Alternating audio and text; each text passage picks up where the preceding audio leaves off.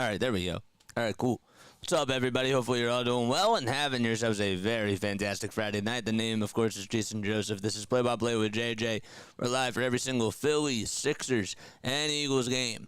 So we got another Phillies game tonight. What's up, Katie? How you doing? What's going on, everybody? Thank you all so much for coming on here. Another Phillies game tonight. They're looking to finish out this 10-game homestand, and hopefully they can at least take the series against the Chicago White Sox. So they're going to be playing 3 games. The first one, of course, is tonight. They also play tomorrow night, and they wrap up the series on Sunday afternoon. This is a team, with all due respect, that they really should sweep. This Chicago White Sox team, they're 3-15 overall. They're just 1-6 on the road. They haven't really found themselves into a rhythm offensively speaking. Yeah, they have some really Gavin Sheets a solo home run in the last series against the Kansas City Royals, and there were some bright spots. Paul DeJong actually had a really good game the last time that he played against the Kansas City Royals and ended up going 4 for 4 and finished that series going 5 for 6 with a double, a homer, 2 RBI, and a walk. But other than that, everybody yesterday in the second game of that doubleheader from 1 through 4 went 0 for 16. And they just really have not been able to provide a lot of offense, and it has not clicked together. So the Phillies need to go out there, and they need to be so dominant on the mound. Spencer Turnbull needs to be one of those guys that just goes deep. He has not really had a good, successful career against the Chicago White Sox because he spent a lot of time with the Detroit Tigers, and he got to face the White Sox 4 times. But this is a brand new he's been pitching really well as of lately, and he needs to go out there and really be on his A game today. And the bats just need to show up. Hopefully, Nick Castellanos can bounce out of his slump. We'll get into the starting lineups in literally 1 minute, but the one thing I will say is that in the last game that the Phillies did play, they looked really good offensively. They had some really good hits from Kyle Schwarber, who had 2 solo homers in the last game. He also went back-to-back with Turner, who's coming off of a very good homestand so far. Bryce Harper has been trying to find his rhythm. The only cold spot in that lineup has really just been Nick Castellanos, but hopefully he can just try to get things going, and once he starts clicking, that would be absolutely fantastic. But yeah, all right, so let's get into the starting lineups, man. All right, so for the Chicago White Sox, it'll be Dominic Fletcher batting in the leadoff spot. Eloy Jimenez is the designated hitter. He's batting second. Gavin Sheets is out in right field. He's batting third. Andrew Vaughn is batting in the cleanup spot over at first base. Andrew Benintendi is out in left field, batting fifth. Paul DeJong hitting sixth, and over at shortstop, Braden Shoemake is over at third base, and he is batting seventh for Yohan Makanda, who is still out with an injury. Nick Lopez is batting eighth, and he's over at second base. And Martin Maldonado is batting ninth. He is catching behind the plate. Oh, boy. What is going on? The Phillies are facing a pitcher tonight who likes to crochet. No pun intended. I like Spencer Turnbull better than Walker.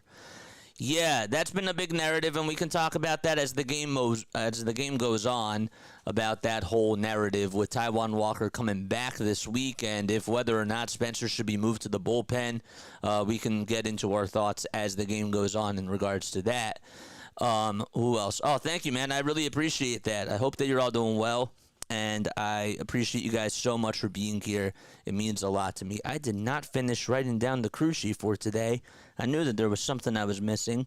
But as I do that, so let's dive more into this Phillies lineup. So they have Schwarber, Turner, Harper, realmuto, Bohm, Castellanos, Merrifield, Sosa, and Pache. And to Jason's point, left-handed hitters are hitting .071 against Crochet this season. So that's why Stott and Marsh have the day off. But, I understand that they need righties in the lineup, but I think it's time for them to give Nick Castellanos a day off, and I was a little bit surprised that they didn't do that today. Now, I know that they are coming off of an off day, but he has played every single day. He went 0 for in his last series, and something doesn't feel right to me with his swing. He looks like he's having his head up a little bit more. It doesn't look like that the swing is level. I think he's chasing after more pitches, and he's being too aggressive in the strike zone. You would like him to at least one day, hopefully this week, have an off day. All right. Well, the Phillies are wearing their City Connect uniforms for the first time, I believe, tonight. Honestly, seeing them on, I kind of like them. They're interesting uniforms. They are definitely different for sure, but I think that as we get used to it, I think that we'll become more accustomed to it. But they are interesting. I like the yellow letters on the back. I think that that's really cool. I know that a lot of people are used to the red, and I do miss them wearing their red jerseys, but I don't think it's bad at all. All right, so Spencer Turnbull is going to be on the mound in 3 starts. He's gone 1-0. He's gone 15 innings. Has a 1.80 ERA and 16 strikeouts, along with 5 walks. So Christian Pache is out there tonight for the Phillies. Just wanted to make sure I mentioned that. Marsh and Stott have the day off because they're facing a left-handed pitcher who batters are hitting .071 against him.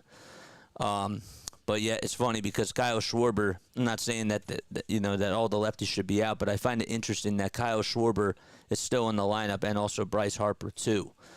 But that's just something that I think is interesting for sure. What else do we have here? What else was I going to do? I was going to say something. Oh yeah, I got to look at the umps.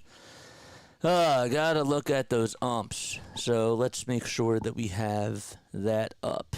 Okay. But yeah, hopefully you're all doing well. Comment your thoughts down below on what the final scores are going to be for this game. Please make sure that you do that because I want to get your thoughts for sure. All right, second base is that Chad Fairchild. Okay. All right. Almost ready to get things started. Almost ready. Ryan Wills. Is that Wills or Willis? No, it's Wills. All right. So, yeah, the Chicago White Sox, they're coming off of a 3-game set against the Kansas City Royals. I think I said 2 days before, but it was really a 3-game set. One of the games, the second game was really rained out, and they had to play a day-night doubleheader on Tuesday. On Wednesday. That was April 17th. All right, so Dominic Fletcher batting in the leadoff spot for the White Sox. On the mound again is Spencer Turnbull, who gets set at the letters in the new Philly Connect jerseys, and the first pitch is low for a ball. Now, I will say that JT's chest pad, it is bright yellow, and it looks a little bit, I mean, it is interesting for sure. It definitely stands out, and also has yellow shin guards as well. They're talking about that on the cast. The count is 1-1. They also have a new score bug. I like the Phillies bell as their logo. It's cool. It's a bright blue bell with 2 stars coming off on one side each. So one on the left and the other one on the right. The 1-1 pitch popped up, hit out over the left field. Merrifield gets underneath it, and he'll make the easy catch for out number 1. So Fletcher is batting leadoff. Then it's Eloy Jimenez, who's up right now. Gavin Sheets out in right field, batting third. Andrew Vaughn batting fourth. Andrew Benintendi is hitting fifth. And right behind him is Paul DeJong over at shortstop. Braden Shoemaker is batting seventh. Nicky Lopez is batting eighth. And Martin Maldonado batting in the 9 spot. So Turnbull gets set, kicks, fires, and throws a strike on the outside corner of the plate for a called strike. So that makes it a 0-1 count.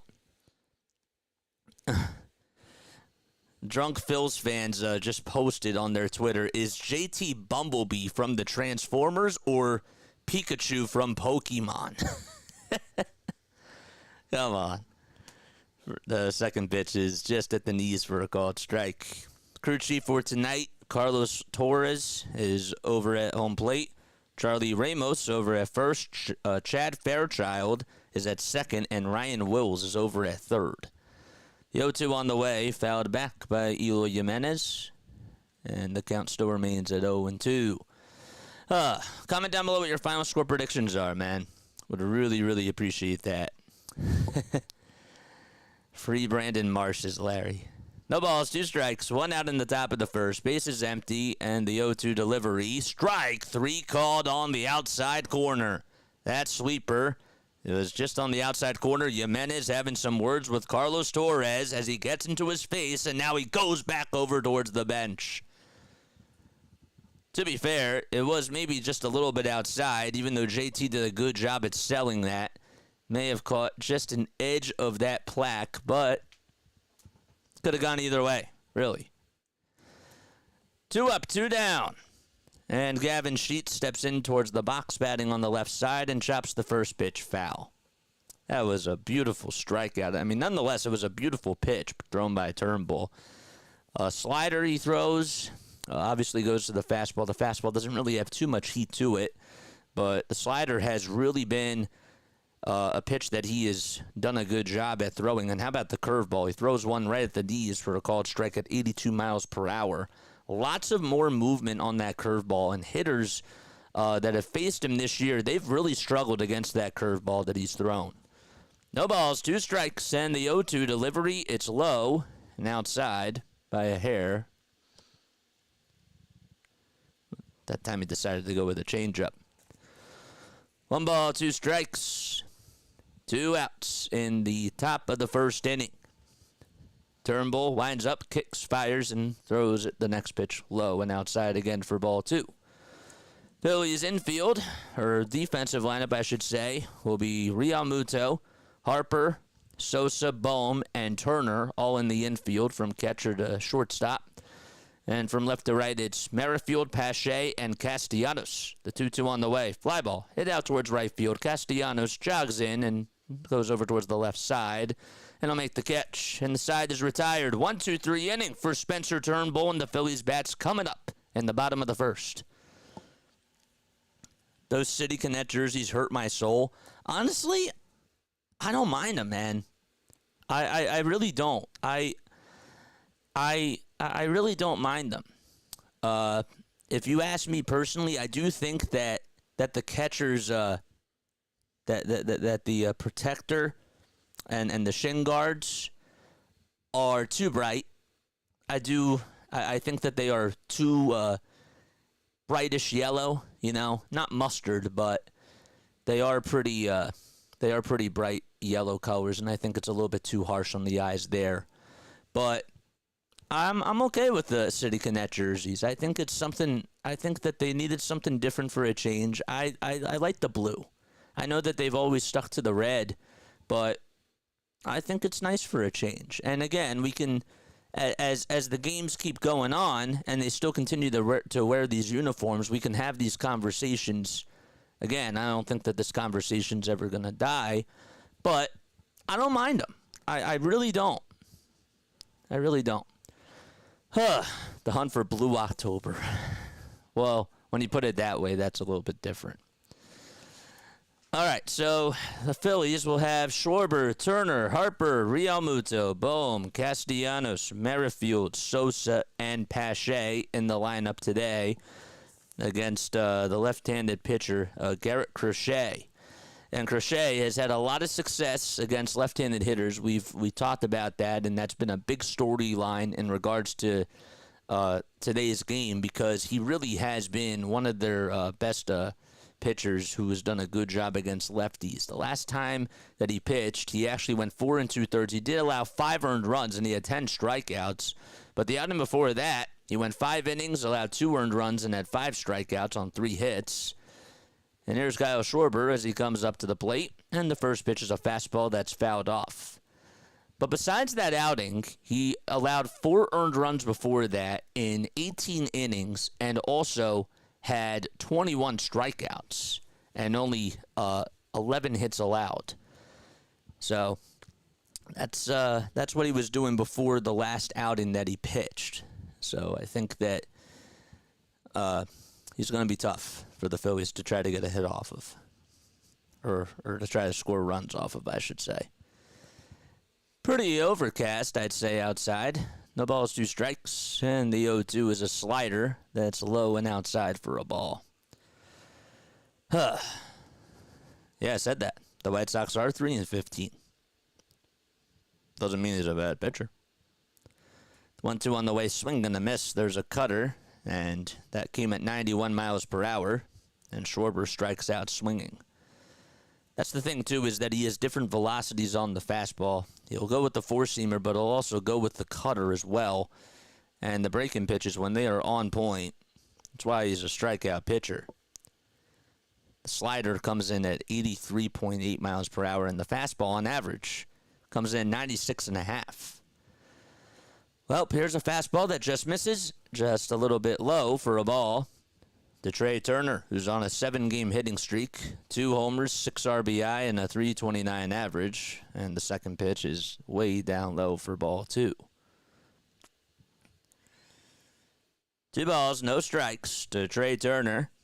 Kyle struck out swinging. That's how we have 1 out in the bottom of the first. No score, and the 2-0 is way outside for ball 3. Well, Turner's the first Phillies player with a double and a run scored in 3 straight games since Rhys Hoskins did it back in September of 2022. Harper waits in the on-deck circle, 3 balls, no strikes. Crochet gets set, kicks, delivers, and throws a strike on the upper third of the zone. So that makes the count now 3-1. Crochet with 8 pitches so far in this inning. And the 3-1 offering fouled back. It was on the outside corner at 97. So Turner makes it a full count. Turner had a very good game his last time that he played. He went back-to-back with Kyle Schwarber and also was able to get 2 doubles after that. 3-2 on the way. Grounder hit over to third base and the charge over to first. Not in time. Turner beats it out. Shoemake was over at third. He had to come charging in. He actually cut off Paul DeJong and just threw it over to first. But Turner, his speed, able to beat out the throw, and he gets aboard with an infield single. Good job by him. Yep. I think that it just got into the glove as soon as Turner's right foot hit the bag. So, it's great.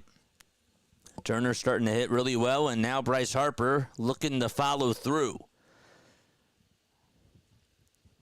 Crochet gets set at the letters and throws a cutter upstairs. So it's a 1-0 count. 1 ball, no strikes. 10 seconds left on the pitch clock. Turner's over at first. He got on with an infield single. Schwarber struck out. And the 1-0 to Harper swung on and missed. Decided to go with a cutter at 90, just at the knees. Defensively for the White Sox, it's Crochet on the mound, Maldonado behind the plate, Vaughn's over at first, Lopez is at second, Shoemake is over at third, and DeJong is at short. The 1-1 offering is way outside and low to make it a 2-1 count. Benintendi is playing out in left, Fletcher's in center, Sheets is in right, and the designated hitter is Jimenez.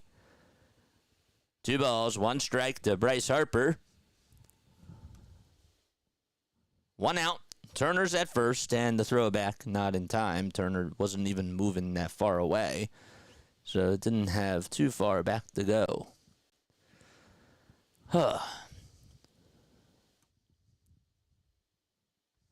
Harper batting .217 on the season with 4 homers and 11 RBI. The 2-1 pitch way up high again for ball 3.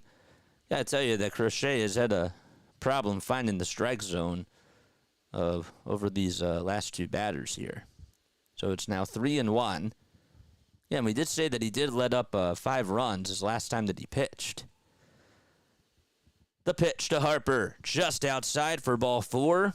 And Harper gets aboard with a walk, and that'll put Turner over at second base.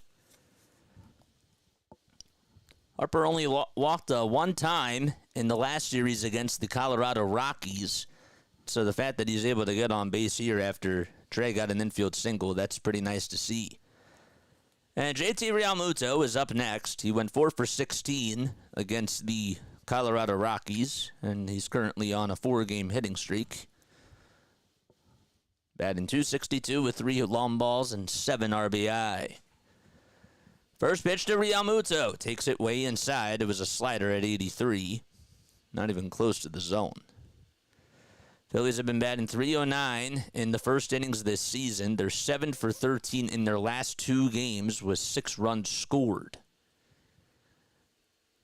1 ball, no strikes, and the 1-0 swing and a miss. Now, I don't really know, because that came from NBC Sports Philadelphia. I don't know if that's in relation to the last 2 games, because they were getting outscored by a lot of runs in the first inning. So I don't necessarily believe that stat unless they meant to say that that's over the last 2 games.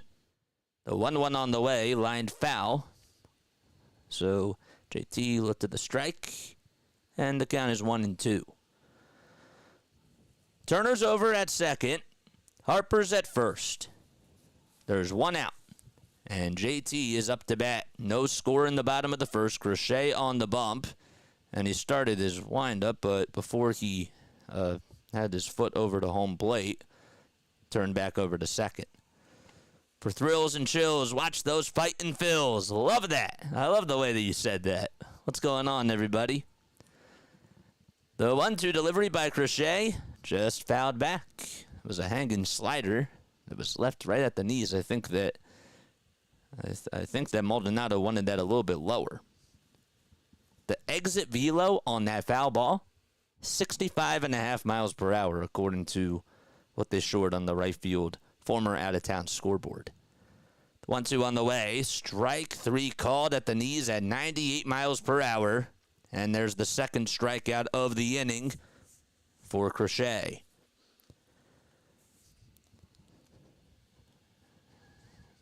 He definitely has a lot of speed on the fastball. There's no doubt about it. But as Snowman would say, where are you throwing it? And that time he threw it in a pretty good spot. Here's Bohm, who's hitting .241 on the season. Just 1 homer and 11 runs batted in. Phillies looking to get on the board first with 2 runners on base, and Bohm takes it low at 97.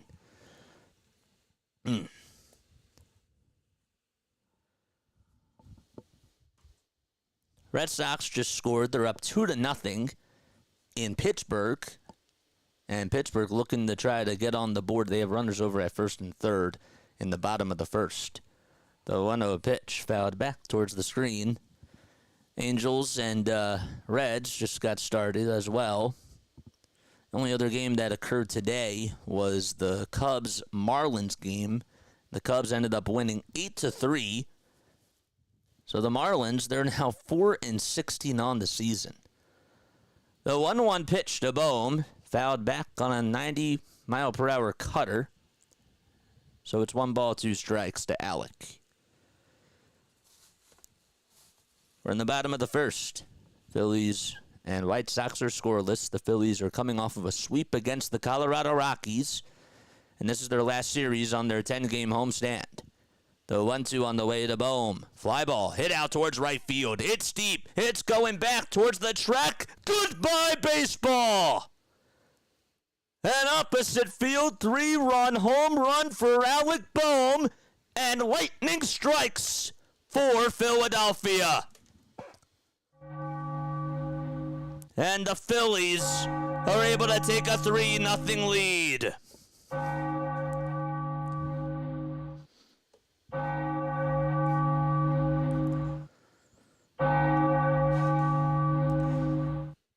That pitch, or the way that Bohm hit that thing, he went the opposite way. It just got over that rail out towards the former out-of-town scoreboard and went into the stands.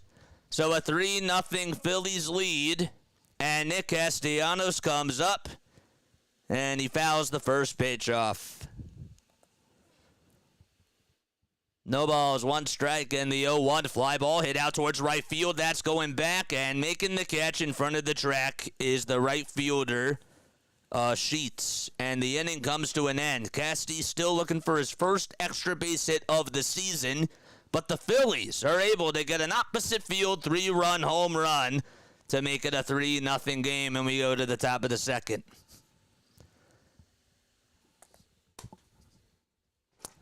How was that home run call on a scale of 1 to 10? Be honest. Be honest. I'm happy that it just got out.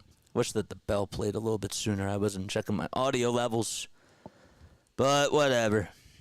If you are new to the channel, make sure you guys like and subscribe and hit the bell icons, and that way you'll know when I go live. My green says a 4. Well, it says a 10. 7.65. Okay, good. I'm okay with a 7.6. That's nice. All right, hit that thumbs up button, man. If you are new to the channel, make sure you guys like and subscribe. What else do we have? I apologize. I know it's been like a really busy week for me. I said that I was gonna do a Sixers. I was gonna do another Sixers cast yesterday, talking about the game. I decided that what we're gonna do is we're just gonna have a pregame show and a postgame show for every single Sixers game going forward. So I do apologize for those of you Sixers fans that were looking for a Sixers cast yesterday. I actually spent the whole day just planning my next 2 weeks because we got the games, we got the times, and we're figuring out how the Phillies schedule is going to revolve around all those things. So we're keeping busy, and that's what we're doing, man. 53 people on here watching, 24 likes. Get that thumbs up button up, baby. What else? I would have been happy with a double. Me too. But a home run is great. Spike that like. What's up, Mitch? How you doing, man? Thanks so much for popping on. Once the Sixers season is over, we need to get a Phillies cast going, JJ. Sounds good, man. It really does. So here's Vaughn, who steps into the box and takes the first pitch upstairs for ball 1. We had a lot of people tuning in on the Sixers stream last night, and it's only going to get even more crazier during this series of the playoffs. The 1-0 pitch way outside. That was not even close, and the count is now 2-0. Vaughn hitting 167 on the season with 3 RBI, still hunting for his first home run. Phillies have a 3-0 lead thanks to an opposite field home run by Bohm. The pitch. It's at the knees for a called strike. Thank you, sir. Appreciate it. Means a lot, man. I appreciate that very, very much. 2 balls, 1 strike. And the 16th pitch thrown by Turnbull is downstairs and wide for ball 3. Andrew Benintendi waits in the on-deck circle. So Andrew Vaughn is the guy up at the plate. And the 26-year-old will slice that pitch foul as it goes out of play. So the count is now full. So Vaughn, as I mentioned, is 26. He's 6 feet tall, 215 pounds, from Santa Rosa, California. Bats right, and also throws right as well. Payoff pitch to Vaughn. Swing and a miss. Well, Turnbull decided to throw one in the dirt. He threw something at the wall, saw what stuck, and Andrew Vaughn strikes out. Is that actually grammatically correct? So if you throw something at the wall and you see what sticks, if you threw something at the wall and saw what stuck, is that actually past tense? Benintendi is at the plate, and the first pitch he sees is a fastball that was inside, and that thing is hit out towards center field. Thank goodness Pache has wheels and on backpedal and make the catch just in front of the track. Just 1 pitch to Benintendi, and there's 2 down. 5 up, 5 down. Turnbull has done a pretty good job so far, and here's Paul DeJong. Throw is present tense. That's correct. Tenses are confusing. Tensions are also high. No, I'm kidding. In my business, it's that you throw at the wall. Okay. So if you threw something at the wall and you saw what stick. Okay, now I'm confusing myself. 1 ball, no strikes. Our language is so confusing. And the pitch on the way, that's way outside for ball 2. So 2 balls, no strikes. There's nobody on in the top of the 2nd inning and 2 gone. Phillies taking on the White Sox. It's a 3-0 lead. White Sox are 3-15 on the season. Phillies are 11-8. The pitch on the way, just on the outside corner. So that makes the count now 2-1. This is Turnbull's chance to keep Walker's spot tonight. The 2-1 delivery from Turnbull sails outside and low again for ball 3. Or Turnbull's gun mid or long relief. Shoemake waits in the on-deck circle, batting just underneath the Mendoza line at 192. The 3-1 delivery to De Jong is fouled back towards the screen. Paul, of course, spent most of his career with the St. Louis Cardinals. And then he was traded last year to the Toronto Blue Jays and then picked up by the San Francisco Giants. This year, well, he's done a pretty good job. 3 homers and 4 RBI with the White Sox. And the next pitch is low, and there's the first base runner that's been allowed by Turnbull. That's just the second walk that he's had this season and 40 at-bats. Keep it happy and no one will notice either way. Of course. Smile and wave, boys. Braden Shoemake is at the plate, and he gets a curveball that was low, and he swings and misses at it anyways. So runner over at first. That's De Jong, who got on with a walk. No balls, 1 strike. Turnbull gets set and throws the fastball up high. Turnbull, we were talking about this before, but he has not had good career statistics against the Chicago White Sox. He's 0-3 with a 6.52 ERA. The 1-1 pitch, grounder, rolled over towards first base. Harper plays it on 2 bounces, and he just tags the bag, and that's that. So we go to the bottom of the second inning. Just a walk allowed by Spencer Turnbull, and that's it. Phillies coming back up to bat. They lead at 3-0.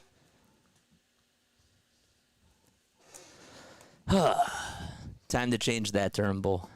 Yep. 0-3 versus the White Sox. 3 losses, too. Hey, my friends. How is everyone doing tonight? I'm doing good. What's up, Ken? Do you go? So wait, hold up. I gotta make sure I get this correct. Do you like Kenneth? Do you like Ken or Kenny? I know it says Kenneth in your another that says that as your username or your profile name, but sometimes, and the reason why I ask is because there was a name the other day. I think somebody said it was Gabriel, but they said to call them Gabe. But I just want to make sure that that's correct. Special K. Special K is cool. I like Special K. Kenneth is better. All right, sounds good. Yep, I have to make sure I get that correct, man.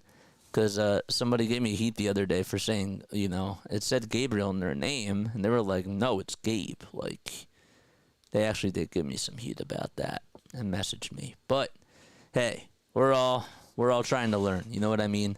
What's the frequency, Kenneth? Oh, man.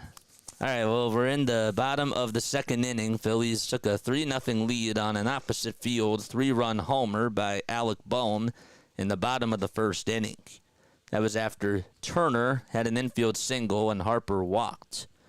So both of them scored. Got to make sure I put that on there. All right, so it's 3-0. It looks a little bit windy out at the bank. Taryn Hatcher is in she's wearing I think that's a sweat jacket. First pitch to Whit Merrifield is in there for a strike on the inside corner. Now, Whit, of course, has faced the Chicago White Sox plenty of times because he played for the Kansas City Royals throughout most of his career. And the 0-1 is outside for a ball. He's batting .283 versus the White Sox with 13 homers and 73 RBI. The 1-1 way outside by Crochet for ball 2. So you look at his, you look at his stats all the way for the season for the Phillies. He's batting .107 with no homers and no RBI. But I think we'll take the other statistic. The 2-1 pitch is in there for a strike on the inside corner. 9 seconds left on the pitch clock, and Crochet wants to reset. His time was called. Yeah, I think we'll take the other stat.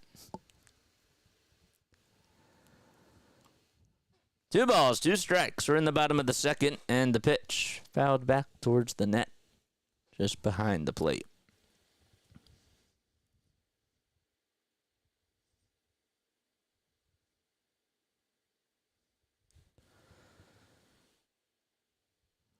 The 2-2. Grounder. Hit over to third base sharply. Played on the bounce and the flip over to first. What a throw that was. That was made all the way by Shoemake. Again, he's playing for Yohan Makonda. So there's 1 out. And he has a really good arm over at third base. Showing some cool plays that he made defensively the other day. And just the range that he has. Mundo Sosa comes up for the Phils. Did not play in the last series against the Rockies. And the first pitch is an upstairs fastball, but he swings and misses at that one for a strike.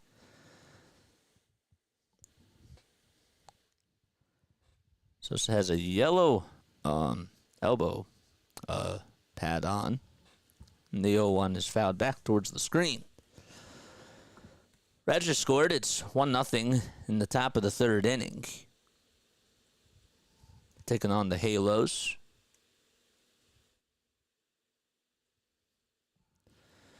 The 0-2 to Sosa. Fly ball hit out towards left center field. It's pretty shallow. Running in is Benintendi. And Fletcher is actually going to make the catch. Benintendi and Fletcher had to communicate with each other, and Fletcher was like, I got it. And there's the second out of the inning. Now Christian Pache is coming up. Pache had the walk-off RBI single. That was the first game that they played against the Colorado Rockies. And the first pitch, swing and a miss. Philly Fanatic came to the kids' school last week for Read Across America. Now that's really cool. Wow. That's so awesome. The 0-1 pitch by Crochet just misses inside. Did the kids have a good time? That's pretty cool, man. I like that. Crochet gets set, kicks, fires, and throws a 96-mile-per-hour fastball that's fouled back towards the net. They loved it. They loved it. Wow. I remember when he came to our high school. That was before I was in high school, but came there for a fundraiser, and that was really nice. 1-2 pitch. There's a fly ball. It's hit out towards center field, and Fletcher calls everyone off, and he'll make the catch just in front of the track. And there's a 1-2-3 inning thrown by Crochet. And we go to the top of the third. Philly's still up 3-0.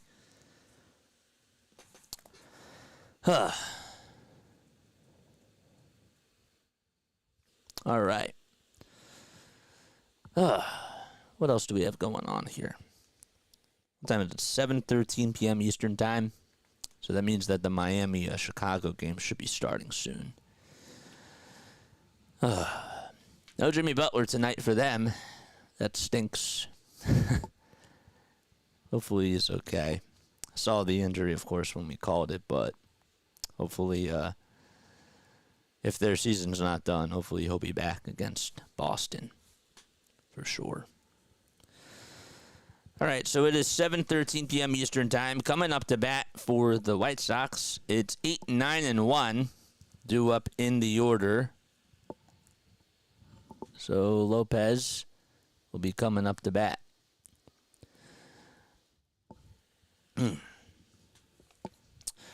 Let's talk about this in the chat. All right. I want to ask you something, okay? So tell me in the chat what type of baseball souvenir or piece of memorabilia that you have that's really special to you. And if you want to open up, tell me why. I have a couple of really cool pieces of memorabilia, but I want to hear from you guys because I think that that's what makes baseball so unique is that, yes, there's a lot of stats. Yes, there's a lot of storytelling that goes on in the game. right? But jerseys, right? Baseballs, shirts, autographs, all those things just make the whole sport, the spectacle of the sport, really incredible. So here's the first pitch. It's on the outside corner for a called strike to Nicky Lopez, the former Atlanta Brave.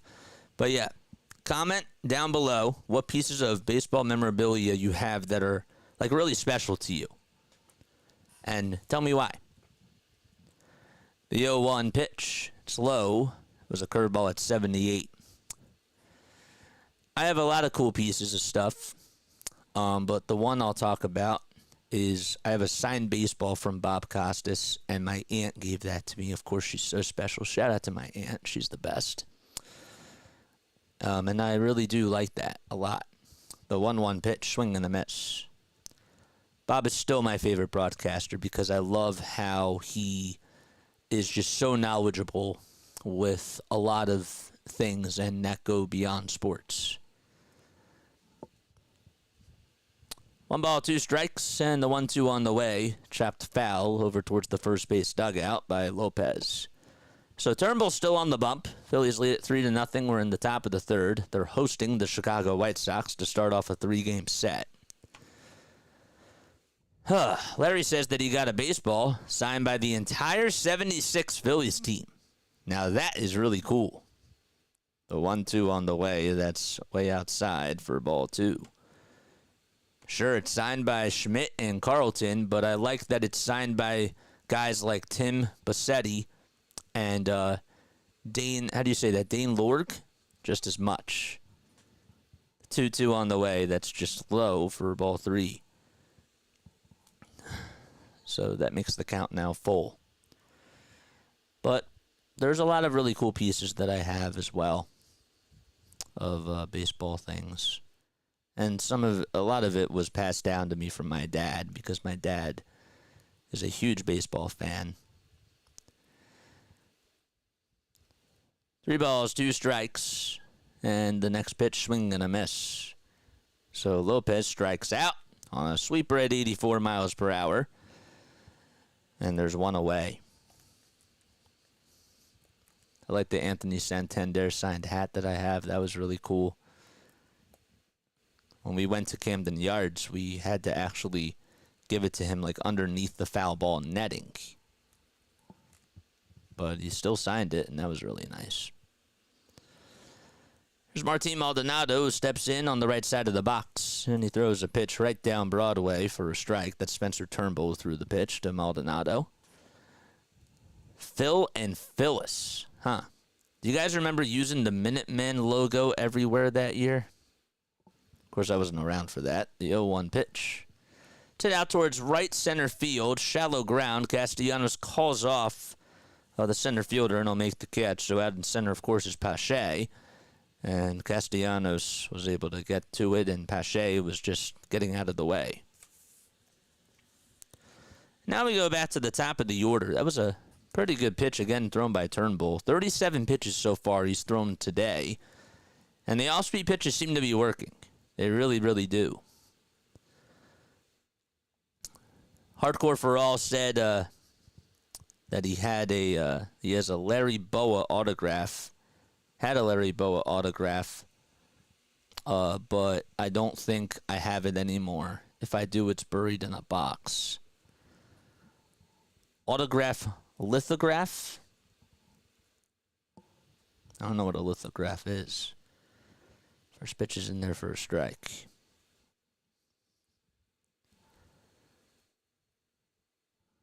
No balls, 1 strike, and Fletcher's up to bat.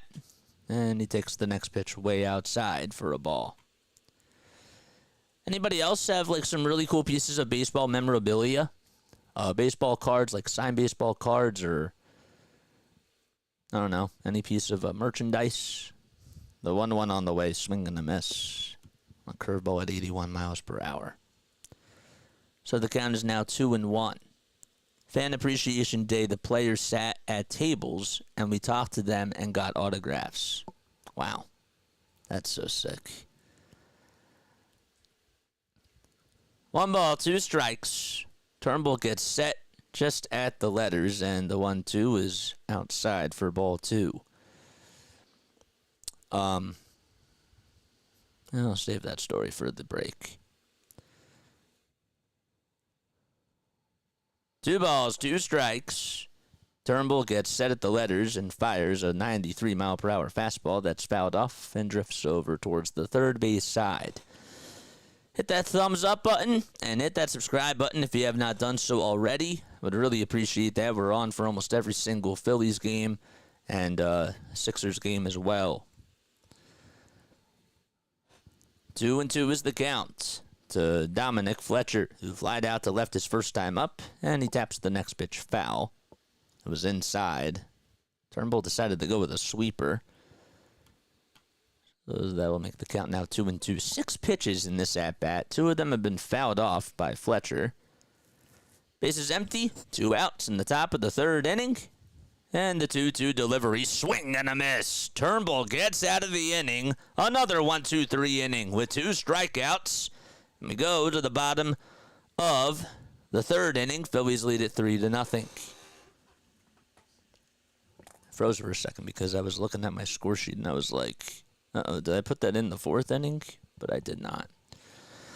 And if you just subscribed to my channel, comment who you are down below and let me know how you found us. Yo, JJ, I'm a Jays fan, but still love to tune in to the streams. Oh, thank you, man. Keep up the great work. Mwah. Shout out to you, man. Shout out to Quinn, man. See, now, that's honestly what I want to make this platform about. Like, I know that we cover the Philly sports on here, and yes, we show our passion. But the main thing is, right, like, to still call games. And we like to keep it fair, like, both ways. And I kind of wish, to be honest, that there was more of an audience for that on here. But I'm happy that I think and I don't like to throw myself credit, like, a lot of times, but I do think it's safe to say that we're one of the pioneers of this new medium, and it's pretty awesome. Just consistently doing this and covering a team and giving other people access to listening to a game, It's a treat, and it's nice to be able to not only get reps on here, but just to build an audience. I'm not a Phillies fan, but I tune in.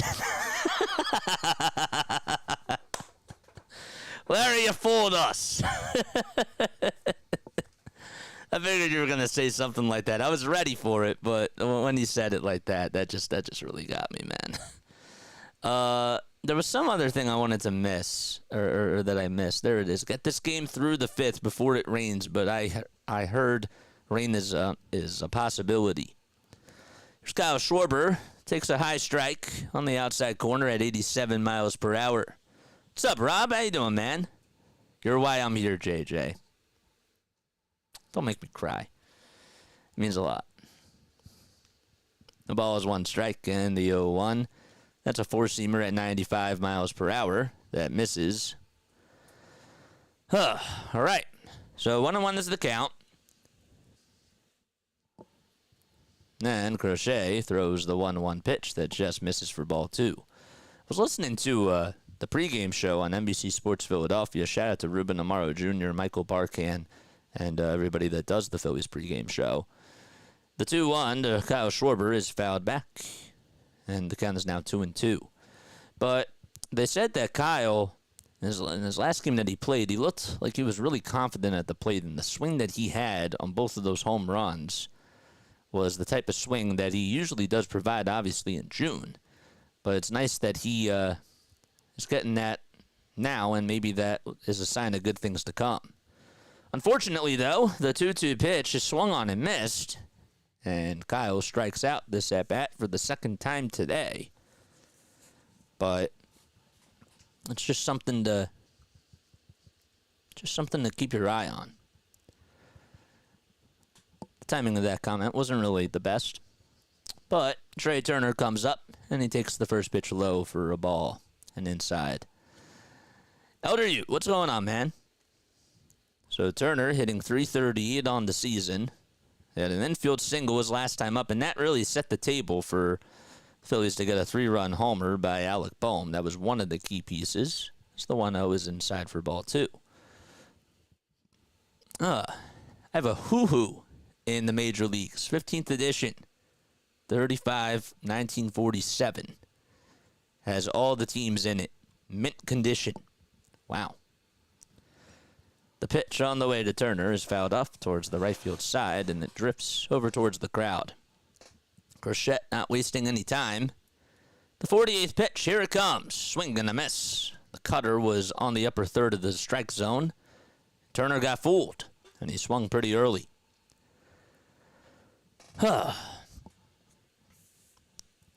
Turner looking to get on for the second time today, and the 2-2 just misses for ball 3. So Trey, over his last 7 days, is 11 for 25 with 2 homers, 3 RBI, 1 walk, and 2 strikeouts. The payoff pitch, line drive down the third base line. It is a fair ball. So Turner's going to jog into second base. Benintendi gets over to it, and Trey Turner just continues to be a double machine for the Phils.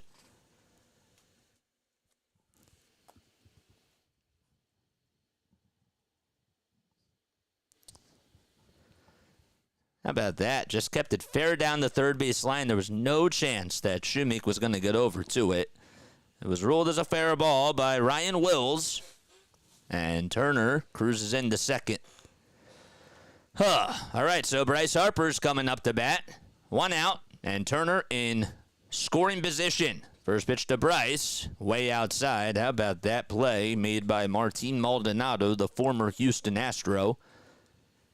Just caught it with his glove open and down.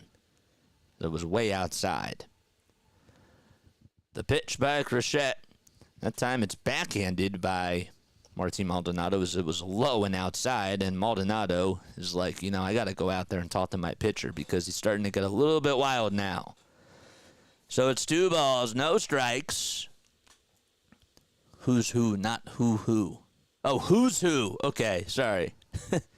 Who's who. Okay, I got it. Thanks for correcting me. It's a lot, man. But I really do appreciate you doing that. Please correct me, if I say something wrong, because I would love to know if I'm wrong when I say something. Please do that. That swing by Turner looked absolutely fabulous.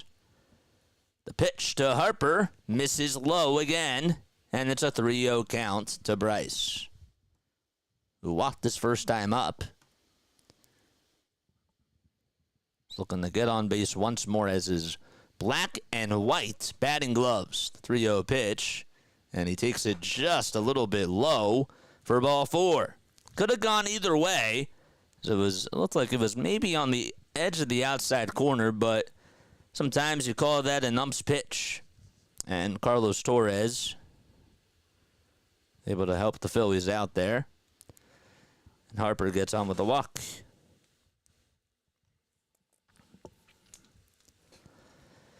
And now JT Realmuto comes up to the plate. And now Bohm waits in the on-deck circle. Turner's at second, Harper's at first. And JT takes a fastball right down Broadway at 96. Takes it all the way. Struck out looking at a fastball at the knees his last time up.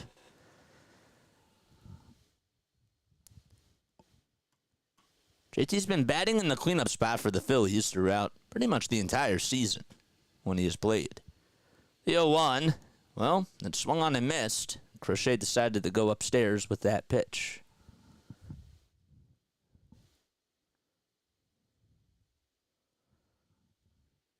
No balls, 2 strikes to JT Realmuto. Turner at second, Harper at first, and the 0-2 delivery inside. So the count is now 1-2. Crochet with 57 pitches in this game. Runners are over at first and second. Hasn't faced the Phillies a whole lot. The 1-2 pitch. JT, he held up. It was up high. And they did confirm over at first base that he did. It was a very late check by Carlos Torres, but Charlie Ramos said, "Yep, you got it." Crochet has gone to the fastball 59% of the time tonight. The 2-2 on the way, dribbled foul over towards the third base side.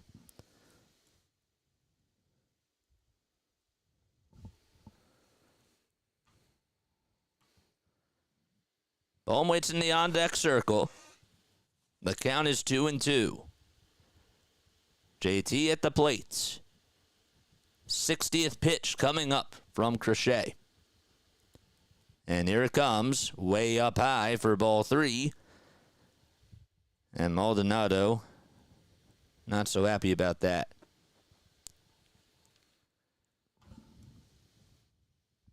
JT hitting .262 with 3 homers and 7 RBI. Also on the season, just doesn't have a double just yet. 3-2 pitch popped up over towards the infield. DeJong gets under it, and he makes the catch for out number 2. That thing was hit a mile high, and there's 2 outs. So now Alec Bohm is up, and the last time he had Turner over at second and Harper at first, which was in the first inning, he went the opposite way and hit a 3-run homer. What's he going to do here? This time it just went into the first row of the bleachers. First pitch to Bohm. Misses upstairs for ball 1. Slider at 84 miles per hour. So his average now sits at .254, and he has 14 RBI. That was his second homer of the season. The 1-0 pitch to Bohm. Way outside again. Alec is 27 years old now. He had a double in his last game against the Rockies. Ended up going 1 for 3. He's hitting 2 straight games. Also had an RBI in that game as well. Phillies won that game 7-6 and were able to sweep the Rockies. They outscored them 14-7. 2 balls, no strikes. And the 2-0 pitch. Dribbled foul over towards the third base side. It was actually swung on and missed. Beg your pardon, but nonetheless, it's a strike. Got to look. Will says I'd be happy with a double. Crochet looks back over at second to keep Turner in check, and the 2-1 pitch. That was way up high and outside, and it was just really way up high, but Bohm swung at it anyways, and the count is even at 2 apiece.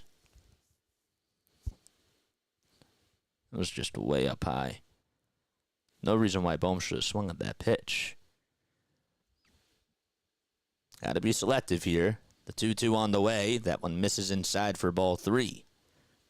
Could have been ball 4, but Castellanos waits in the on-deck circle. Bohm looking to try to get on. 3 balls, 2 strikes. Turner's at second. Harper's at first. There's 2 outs in the bottom of the third. Phillies lead at 3-0. The guy that's up at the plate hit an opposite field 3-run homer his last time up, and the 3-2 pitch, fly ball hit out towards left field. Could it be? Could it be? It is! His second 3-run home run of the ball game. He hit it out to left field, and that thing got out in a hurry. It's 6-0 Philadelphia, and this place is absolutely rocking.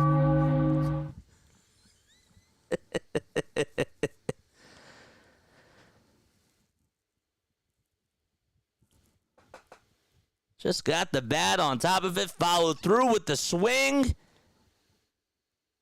and it just landed at 400 feet. Here's Castellanos, and he takes a slider outside. So that's his second 3-run home run of the day. If somebody could spot me and tell me when the last Phillies player to get 2 3-run home runs was, that is the $1 million question. The pitch, it's fouled back. I figured it was going to happen. I didn't jinx it. I called it in my head. and I thought that was going to be a possibility. The 1-1 pitch, grounder, and that's hit foul over towards the third base side.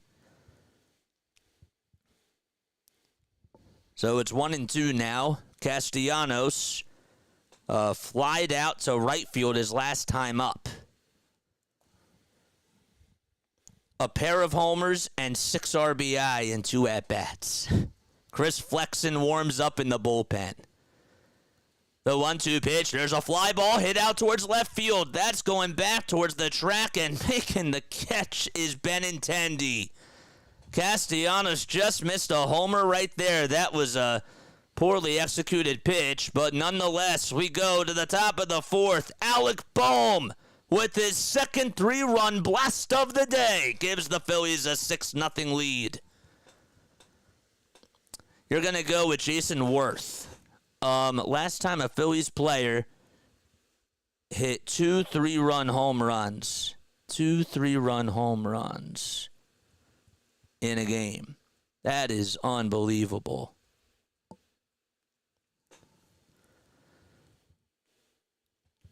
Phillies hit 2 more home runs. Nope. List a Major League single game. Bryce Harper's grand slam 3-run home run. Nope, that's not what I want. It's crazy. Bohm is for the MVP. I'm going to go with Jason Worth. Yeah, there's not a stat out there, an advanced stat that would say something like that. That's just unbelievable, man. Hit the thumbs up button and hit that subscribe button, man. Make sure you turn on those notification bell icons, and that way you know when I upload. It's funny because he swung at ball 3, and yet he still homered. So he could have walked. And, well, if he didn't swing at that pitch, that would have never happened. So, hindsight, it's 2020, I guess. It's only been 3 innings, but I'm giving Bohm the game ball. Well, that's crazy. Last time a Phillies player hit 2 3-run homers in a game. I don't know. 3 home runs. Has anyone hit 3 home runs in a game? No, I'm saying 3-run home runs. Oh, whatever. Turner hit 2 of the Phillies' 5 home runs on August 19th of 2023. What a day. All right, so here we go to the top of the 4th inning. And Jimenez is up to bat. It's a 1-0 count to him. First pitch, there's a grounder hit over to shortstop. Turner fields it and throws over to first in plenty of time for out number 1. I think that's the first multi-homer game that Alec Bohm has had, but I could be wrong.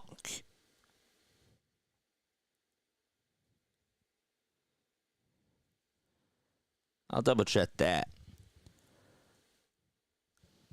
1 out in the top of the 4th. Up to bat is Gavin Sheets. So Jimenez grounded out to short on 2 pitches.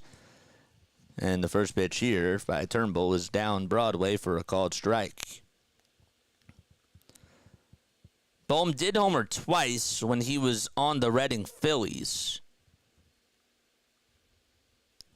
The next pitch is in there for, it's now a 1-1 count. I don't think he's ever had a 2-home run game or a multi-homer game.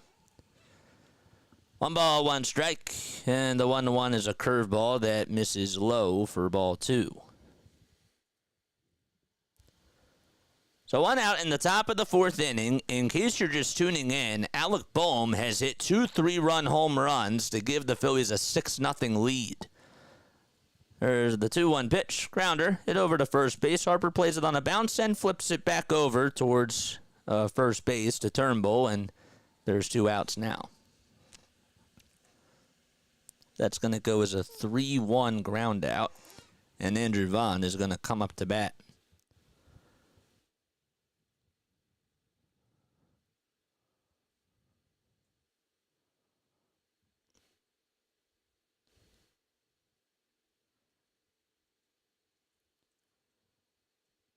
So, yeah, that's got to be the first time that he's hit 2 homers in a game. I think that's the first time he's done that. All right. Hopefully you're all doing well and having yourselves a fantastic day. White Sox in the 5th, Reds in the 4th, next opponent. The 1-0 pitch to Vaughn is on the outside corner at the knees for a called strike.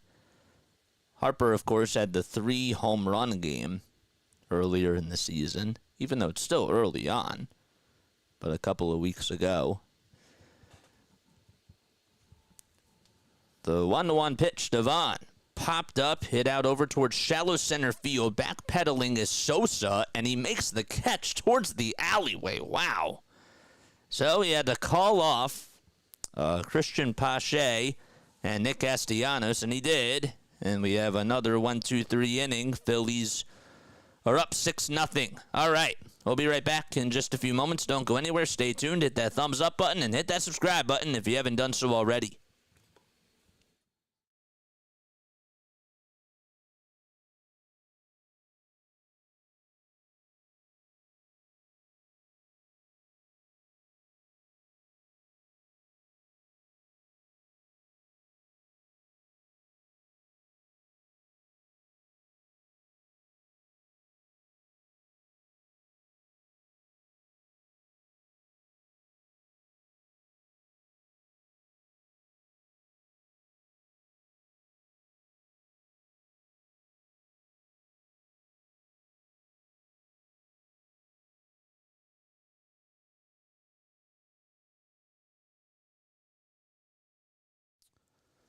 All right, we're back in action. So, I stand corrected. Todd Zalecki, who covers the Phillies, has done an incredible job with them.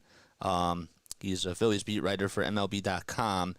He said that that's actually Bohm's 4th career multi-homer game. The last time he had a multi-homer game was on July 1st of 2023. It was against the Nationals, and he's tied a career high with 6 RBI.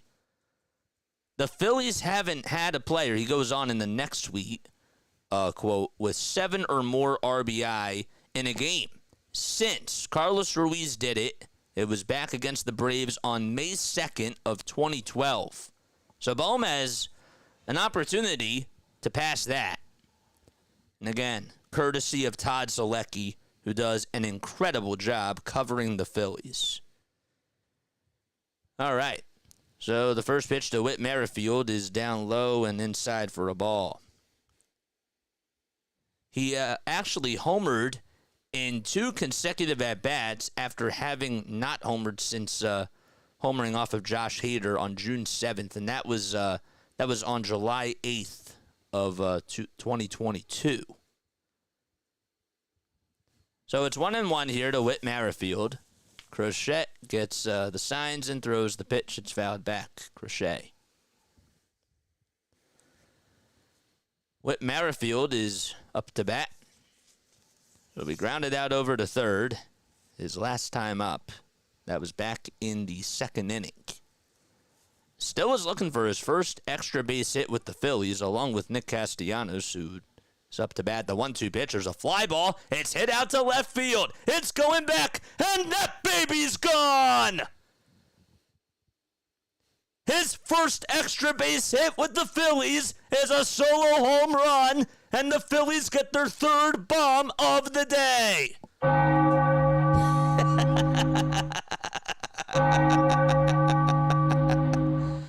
So Merrifield rings the bell, and the Phillies lead it 7-0.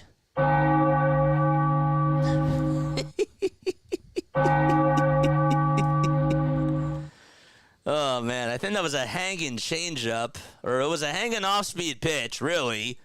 And the Phillies are having themselves a heyday at the bank, and that's going to be it for Crochet. So it's 7-0, and Crochet's day is done. We have a call to the bullpen already in the bottom of the 4th. Phillies lead at 7-0. I called that. Literally called that. As soon as, but right before the pitch was launched. Whit Bomb. I literally called it. I said he hasn't had an extra base hit with the Phillies. And then what do you know? Boom. It's JJ TGIF. What's up, Dallas? How you doing? Thanks so much for coming on here. Oh, boy. If you are new to the channel, make sure you guys like and subscribe. Turn on the notification bell icons, and that way you'll know when I go live. Hardcore for All says, go Phillies. Well, I appreciate you guys so much for being here. It means a lot. We're looking at our scores. We're looking at the NBA play-in scores. It's 34-19 Miami, in case you are just interested in that. Blue Jays don't play till 9:40, says Dallas Mod.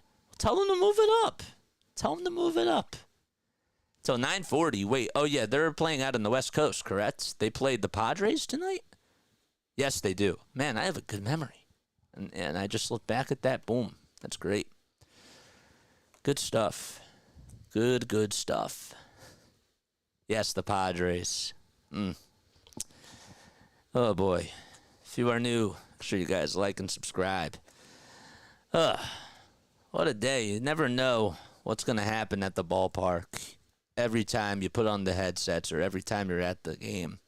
But this is something, man.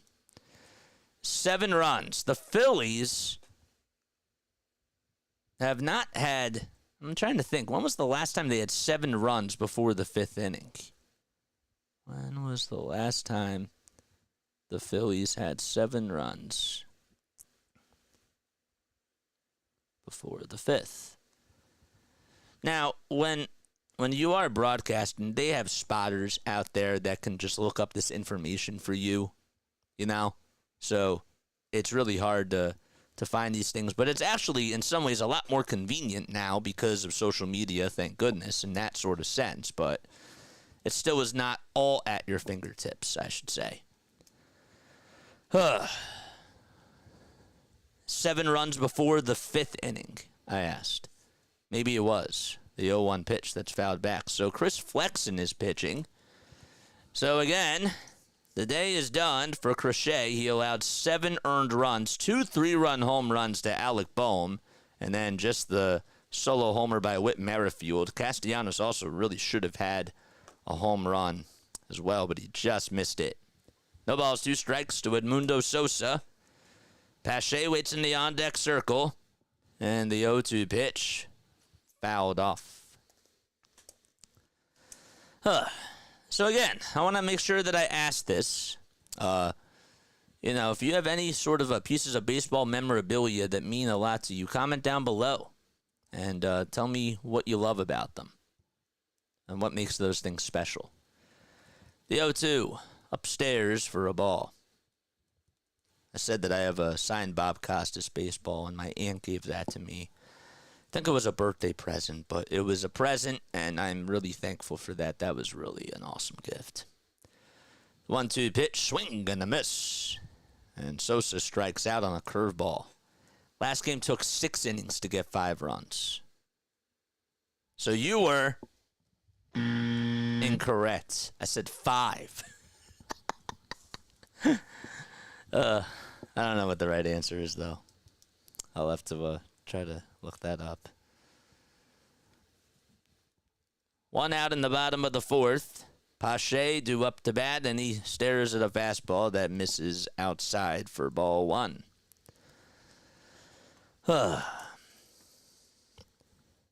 Someone called the bomb squad.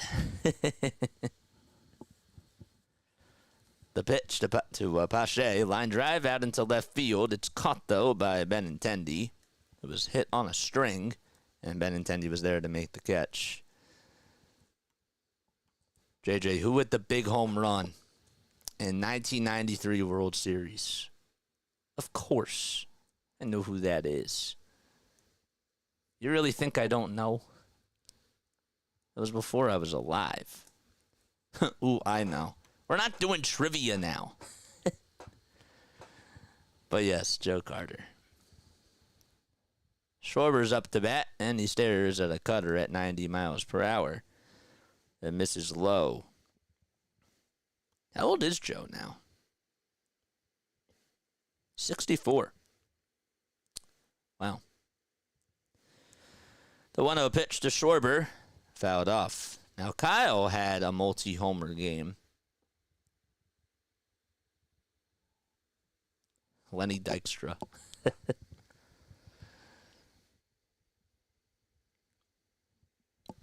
1 ball, 1 strike. And the pitch to Schwarber just misses outside for ball 2. Kyle is 0 for 2. He struck out twice. That was against the lefty Crochet.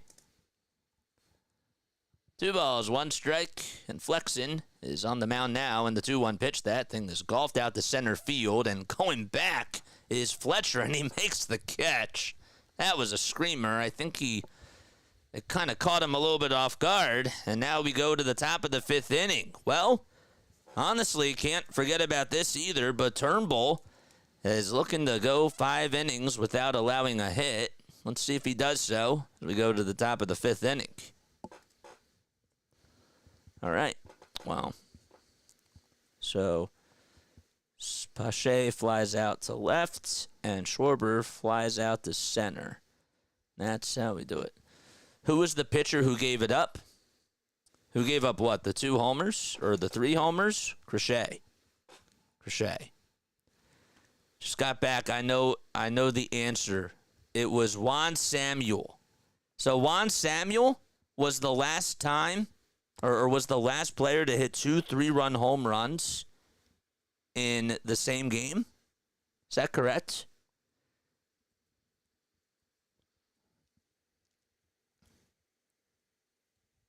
Juan Samuel. 2 3-run home runs. Is that correct?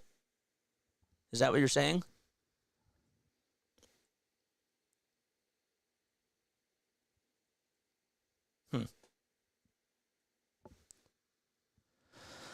If you are new, make sure you guys like and subscribe. Mike is being funny. Oh, he says Dallas. Oh, okay. Just that back. I know the answer. It was Juan Samuel. I am curious, though. I really, really am. It's going to eat me alive. Remember, I did say that that there is such thing as a home run cycle. So, if you don't know, obviously the cycle in baseball is when you get a single, a double, a triple, and a home run. So, every type of hit that you can get. But there is such thing as a home run cycle, and the home run cycle is a solo homer, a 2-run homer, a 3-run homer, and a grand slam. So, Turnbull goes back on the mound, throws a 90-mile-per-hour heater down the heart and soul of the plate for a strike. It's been done 2 times, actually. Not at the major league level, though. The pitch is in there for a strike. But we're talking about 2 times professionally. It's been done at the college level. There was one guy, his name was Tyrone Horn, who was playing for the Arkansas Travelers in Double-A of 1998 in July. Because the 1-1 is in there for a strike. So the count is 1-2. And he was able to actually hit the entire home run cycle there, and I think that he had a piece of memorabilia, if I'm not mistaken. I read this last year as the 1-2 is down low for ball 2. But the Baseball Hall of Fame called him up, and they gave him there was some sort of a piece of memorabilia. I think it was a cleat or something, but he has that in the Baseball Hall of Fame just to commemorate that. The 2-2 pitch is hit all the way towards right field, and making the catch is Castellanos for out number 1. So Benintendi flies out to right, and there's 1 away. Cool, I tried to search and kept finding 3-homer info, not 3-run homers. It's funny. The pitch to De Jong is chopped foul. Home run cycle is like guessing the lottery numbers. Yep. De Jong walked in the second. He's hitting .275 on the season, 3 homers and 4 RBI. He's at a very hot bat. He's been the hottest hitter in the White Sox lineup in the 0-1 swing and a miss. So it's no balls, 2 strikes.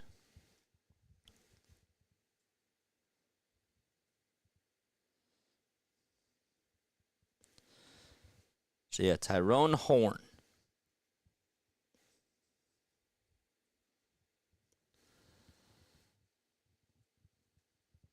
No balls, 2 strikes. And the 0-2 is down low for a ball.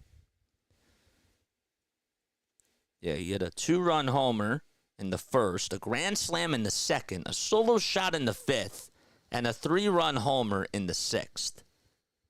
That was the whole breakdown of it. So the 1-2 is outside and low. And it was on ESPN, and according to this article that was written by, her name was Lisa Winston. She wrote the article.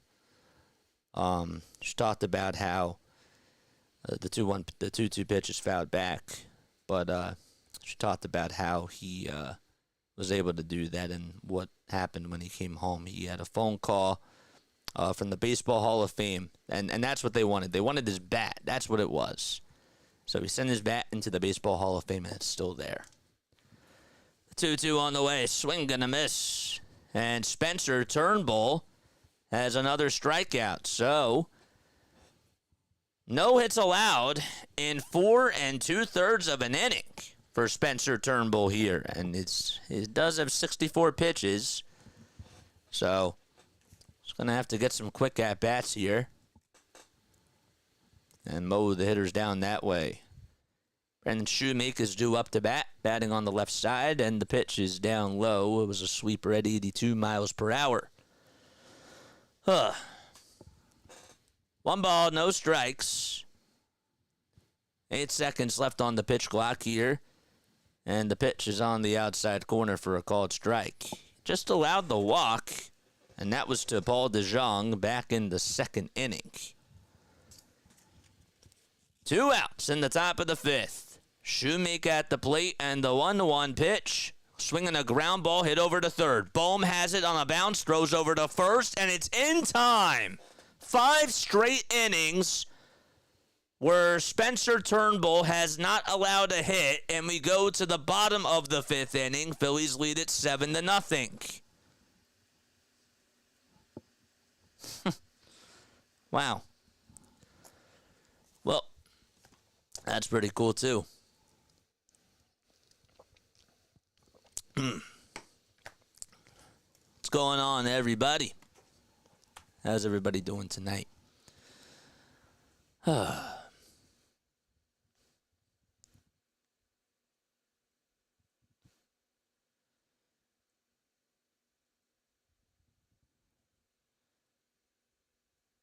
Chandler Redmond, who's that? What's up, Brett? How you doing, man? Chandler Redmond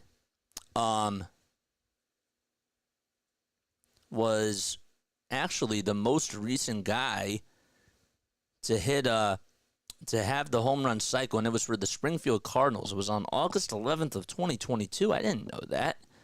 He had a 2-run homer in the first, a grand slam in the second, a solo homer in the fifth, and a 3-run homer in the sixth. He was a 27-year-old left-handed batter. And, yeah, the fact that he was in San Antonio playing for the Cardinals organization and did that, that's pretty cool. It was posted by the baseballhall.org when it actually happened. And he actually called Tyrone up because Tyrone was the last one to do it. And the first thing that he said to him was, "Welcome to the club." And that's pretty cool to be part of that same feat. Huh, how about that? I didn't know that. Huh, that's cool. Steve Jeltz had a 3-run homer and a 2-run homer in a 1989 game, says Larry. Jeltz only hit 5 homers in 1,800 or more at-bats. Well, there's Trey Turner, who's going to face Chris Flexen. Again, 5 no-hit innings for Spencer Turnbull. Turner on an 8-game hitting streak and is batting .452 during that stretch. This stretch. The 0-1 is low for ball 1.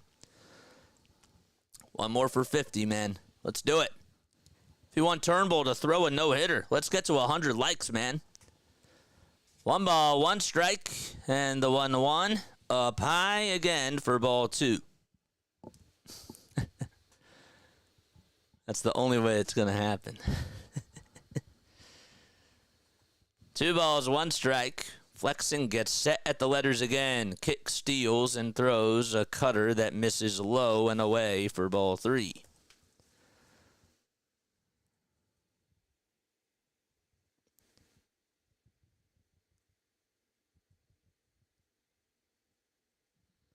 Three balls, 1 strike, and the pitch to Turner. That's on the upper third of the zone for a called strike, and the count is now 3-2.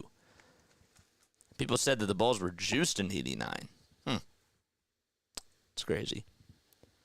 Harper waits in the on-deck circle. Big payoff pitch coming up here. Flexing gets set and delivers the pitch. Line drive it back up the middle for a base hit, and Trey Turner is 3 for 3 today.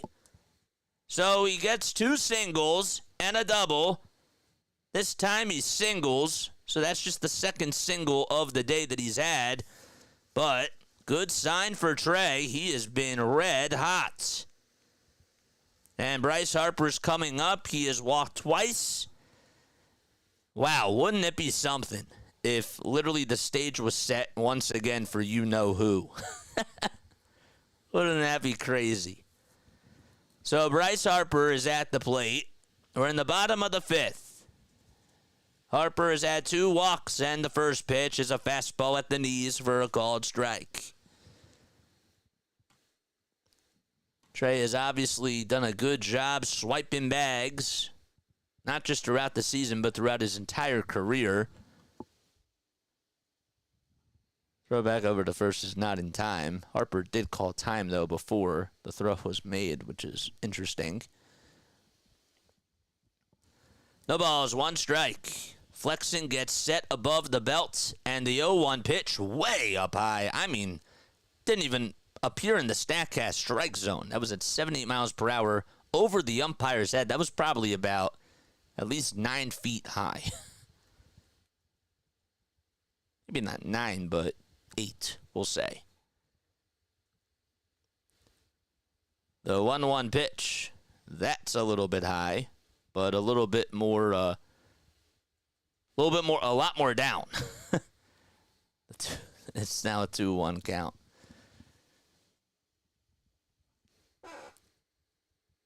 Nobody out in the bottom of the 5th. Turner's at first, and the 2-1 to Harper. Fly ball hit out towards the third base side, and it goes out of play.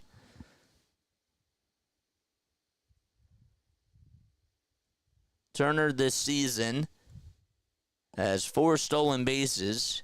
He swiped 30 last year and was perfect.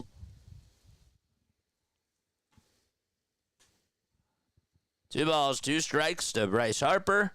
And the 2-2 on the way. Fly ball hit out towards left field. It's not that deep.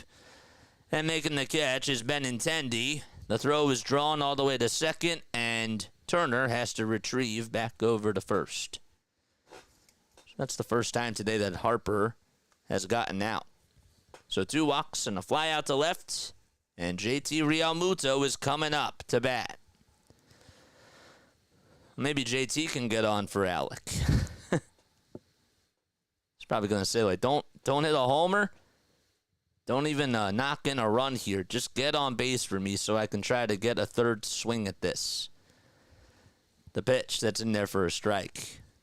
JT needs to get on to set the stage. I literally just said that. It's crazy. Turner is over at first. JT at the plate, and the 0-1 changeup that's upstairs for a ball.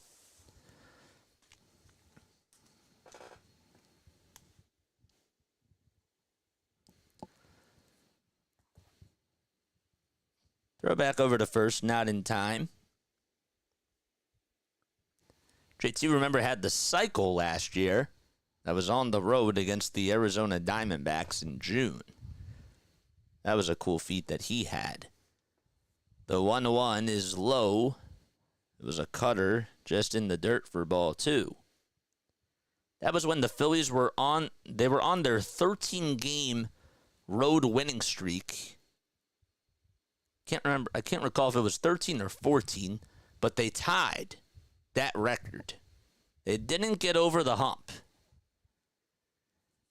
The 2-1 pitch to JT. There's a fly ball hit out towards straightaway center field, and making the catch in front of the track for the second out is Dominic Fletcher, and Turner actually tagged up from first, and he went over to second, and he's safe. Throw was not even close, but still. And now, guess who's coming up to bat? He went the opposite way his first time up with a 3-run homer. Next time, he had a 3-run homer out to left field. And this time, Turner is still on. Doesn't have a chance for a 3-run homer, but he's up to bat again. All right, so here we go. All right, there we go. The pitch to Bohm is down low for a ball. So this is interesting. So NBC Sports just put up a graphic. He's the first Philly with 2 3-run homers in a game since Kyle Schwarber did it on June 4th of 2023 at Washington. Thank you. The 1-0 pitch fouled back over towards the screen. I tried to hunt for it. I couldn't find it, but that's why they have the books. They just said that Schwarber was the last to have a 3-run homer. Yep, you're right. But they didn't say that he was in a Phil's uniform. I see what you said there. The 1-1 is just on the upper third of the zone for a strike. You must be way ahead of me. So, you must be way ahead of me, man. I'm watching this on my TV. Unless they pulled it up, unless they called it beforehand. The 1-2 to Bohm. That's laid off for ball 2. Yeah, the TV is ahead of you. Or maybe he turned me down and they talked about it beforehand and they just pulled up the graphic and they brought it up again. I could give Mike the benefit of the doubt. Yes, that's why I haven't spoiled anything. The 2-2 pitch on the way, grounder rolled over to third base. It's a foul ball, though. Man, we're that far behind? What? There's no way that I'm that far behind. No way. After this inning change, I'm going to see if I'm really that far behind.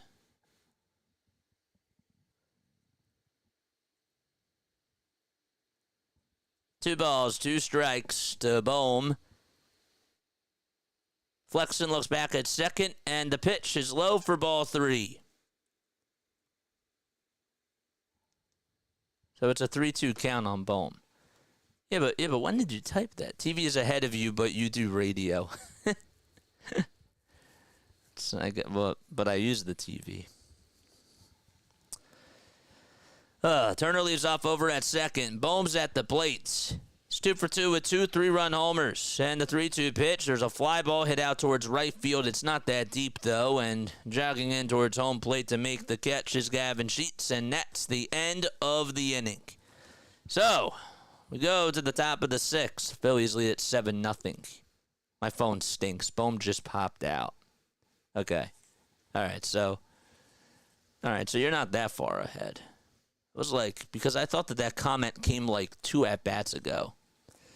Good morning from Japan. Well, we have people from Japan tuning in, bro. That deserves some air horn. You are 30 to 40 seconds behind the TV broadcast. It's so weird because, like, I don't get that. Like, I don't get how that works. I was behind.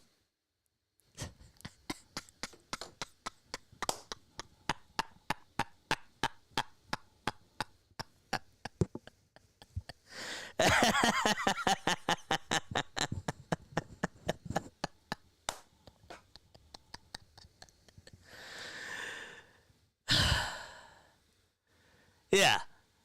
Yeah.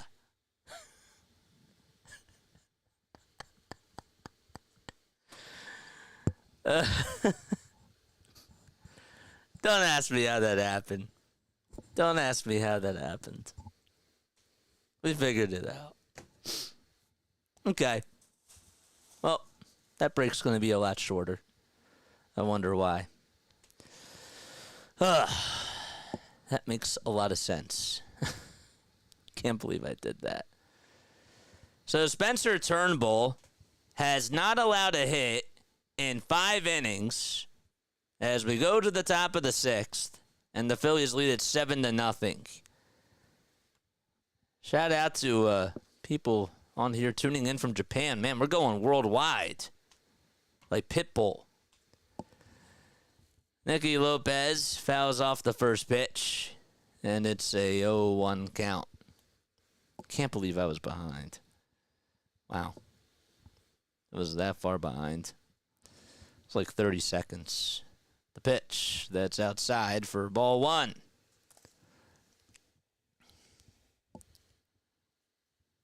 There's kids eating some popcorn. Looks pretty good. They're like, man, we're in for a treat. We get to watch a guy hit 2 3-run homers and potentially a no-hitter here. The pitch, ground ball, hit over to second base, and the flip over to first is in plenty of time. And there's 1 out. Somebody's wearing there are a couple of Chicago White Sox fans. I thought that was the Yankees pinstripes, but nope, it's the White Sox pinstripes, and there was somebody else that was wearing a Cubs hat, I guess, that they came in from Chicago. It's pretty cool. All right, here we go. Martin Maldonado swings and misses at a sweeper at 80 miles per hour for strike 1. So Lopez grounded out to second. Maldonado's up at the plate. He is 0 for 1 today. 71 pitches thrown by Turnbull. Again, he's going to need some help, and he has to keep the pitch count low. The 0-1 pitch to Maldonado downstairs for ball 1.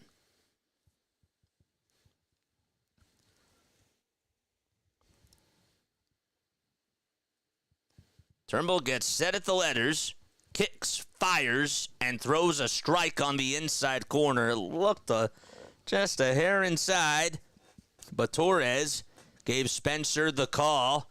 Nonetheless, it was a very good curveball. And now with 73 pitches, he has a 1-2 count here. 2 seconds left on the pitch clock, and the 1-2 to Maldonado. Popped up, hit over towards the first base side and foul ground. Harper and Realmuto try to communicate, and it goes out of play just beyond the dugout.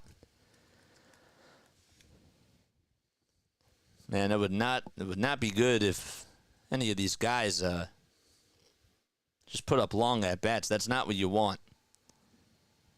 It's not what you want at all. 1-2 is the count. 1 out in the top of the 6th inning. Maldonado at the dish. Phillies lead at 7-0 against the Chicago White Sox. Turnbull gets set, kicks, fires, swing and a miss. That fastball was high. It was high cheese, and he gets another strikeout on the evening, 2 away. Just at the eye level, and Maldonado swung right through it, and that's the first strikeout that Turnbull has recorded since the 3rd. That's his 6th strikeout, though, of the evening. 5 2/3 of an inning, he's gone. And the next pitch is in there for a strike. Good curveball thrown at the knees on the outside corner. Dominic Fletcher is 0 for 2. That's who's in the box. He's batting on the left side with his white batting gloves. Bat just on his shoulder. And the 0-1, swinging a chopper, it over to first. It's just foul, though. Hope you feel better, Elder. I didn't see that. I didn't see what you said, man. I'm fading in and out here. I had a full right knee replacement on the 17th. Lots of pain. Well, we're sending prayers to you, man. Wow. We're sending prayers to you, my guy. And also Kathy, too. Always. Shout out to Kathy.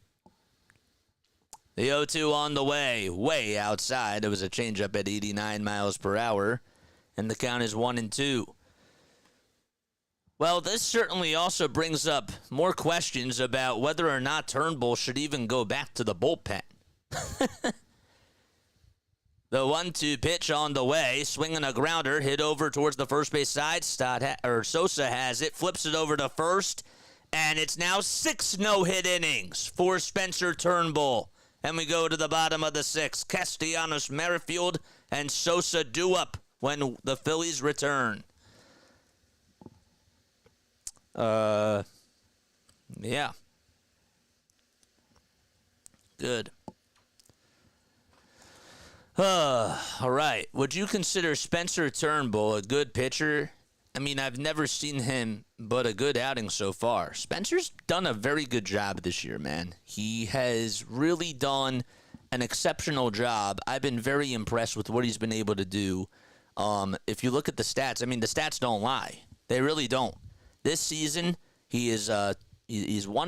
He has a 1.8 earned run average. Really doesn't walk a lot of batters either. And he is not like a strikeout dominant pitcher, but he's a guy that can really get you a lot of ground ball outs. And you've seen that a lot today. Now, he does have 6 strikeouts in 6 innings, which is great. Where's his pitch count so far? Great question. What's his pitch count so far? Well, his pitch count right now is at 79 pitches. So all the starters are doing well. And see, that's what I mean. Like, do you really think, and maybe we should post this poll in the chat, but should Spencer Turnbull go to the bullpen? I think that they should go to a 6-man rotation. I really, really do. He's doing well so far. Why not give the starters an extra day of rest because Rob and the analytics care about that? Go to a 6-man rotation. You know? You don't have to make that decision now. In the postseason, okay. But right now, it's working. It's working right now. All the starters are doing well, yep.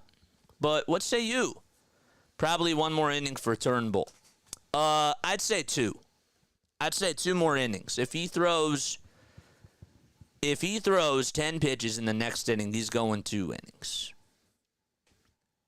First pitch is in there for a strike.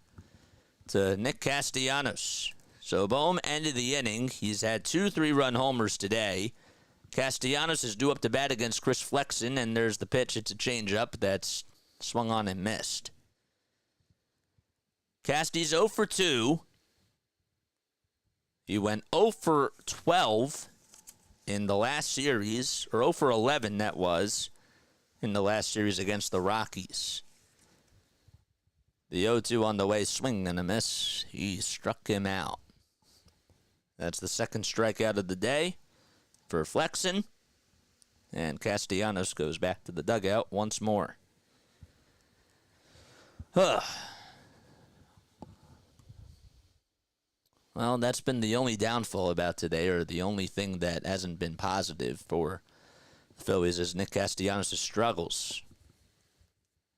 Merrifield takes a cutter that's high and outside for ball 1.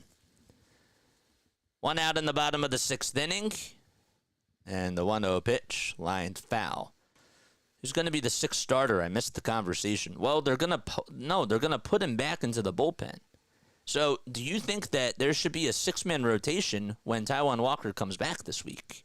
Because I think that there should. I really do. 1 ball, 1 strike, and the 1-1 pitch. There's a fly ball hit out towards right field, and making the catch just in front of the track is Gavin Sheets, and there's 2 outs. I'm sorry. I'm about sick of Casty. He's the Toby of the Phils. I'm not there yet. He's not Tobias Harris of the Phillies. He's better than Tobias Harris. He is. But he's streaky. If you mean that he's like a polarizing player, and Tobias is a polarizing player, then yes, I agree with that. But when he's hot, he's hot. Pitch is in there to Edmundo Sosa for a strike, and the 0-1 pitch. There's a fly ball hit out towards right field. It's going back towards the track, and Sheets has just enough room to make the catch. And that's the end of the inning. Time to go to the top of the 7th. Spencer Turnbull will go out there for another inning and is looking to continue to have more success. I disagree with that. I think that Nick Castellanos, if we're going to bring up Castellanos, I think that Castellanos is in a big slump right now. But Castellanos, to his sport, okay, he is an all-star level type of a player for the Phillies, right? Like, when he's hot, he's an all-star player. When Tobias is getting into his groove, he's not really an all-star player for the Sixers. He's an added piece. I agree with that. But Castellanos plays really good on the defensive side, even though he's slow, but he still gives you a lot of effort, and he tries out there. He really does. He puts everything out there on the field, and he's a good power hitter. I don't think that Tobias Harris can be compared to that. Castellanos was the team MVP of the first half last year. It's not a good way to put it. Toby wasn't. Let's see. Let's see what else there was. He'll come around. I think he'll come around too. Casty, JT, and Schwarber have all struggled tonight. Well, Casty has struggled over the last 5 games, and I still can't understand why. He's played every game. I think he should have a day off. You know what I mean? All right, so here is a good one. All right, so Jay Nice. What's up, Jay? He says this. Here's the solution for the 6-man rotation potentially here. So Turnbull's back out there for a 7th inning of work. Eloy Jimenez is up to bat. We'll get to the comment in just a couple of seconds. 6 no-hit innings for Turnbull, and the first pitch to Jimenez is down low and outside for a ball. So he says either put Walker in the pen when he comes back, and he says in parentheses, I know that they paid him well, or if he starts and struggles, put him in the pen. Try to keep Spencer momentum going. That's what I'm saying. The 1-0 pitch, that's on the outside corner for a strike, and it's a 1-1 count. Hit that thumbs up button and hit that subscribe button if you haven't done so already. Let's get to 100 likes, man. 100 likes. Come on. All right, 1-1 is the count, and the 1-1 pitch just misses for ball 2. And let's not overshadow this either, but Alec Bohm has hit 2 3-run home runs tonight. 2 balls, 1 strike, 82 pitches for Turnbull, and the 2-1 pitch to Jimenez here. It's a grounder, hit back up the middle, and Sosa has it, flips it over to first, and there's 1 out.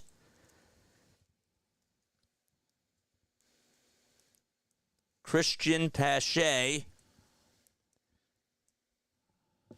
is playing out in center field, but I brought him up because he's going to be batting second in the next inning. Sosa will be leading things off. But first, we got to get out of this inning. Gavin Sheets is due up to bat. All right. And the first pitch, line drive into right field for a base hit. And there goes the no-hitter. Gavin Sheets able to get a single. It was on a pitch that was right down the middle. And he loses the no-hitter as soon as NBC Sports put up the graphic that the no-hitter alert was there. That is when he allowed the hit, but he still gets a standing ovation from the fans. He does. They tip the cap to him, and Sheets is the one that breaks the ice.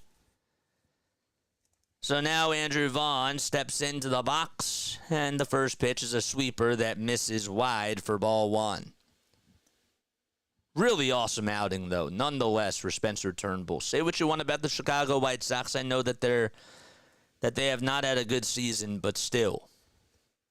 When you pitch really well against a team and you have a no-hitter going, that's a pretty hard feat to accomplish any way you look at it. The 1-0 pitch is low and outside for ball 2. Well, that didn't happen. 2-0 pitch. Well, it's a little bit outside, but it's a called strike anyways. And the count is 2-1.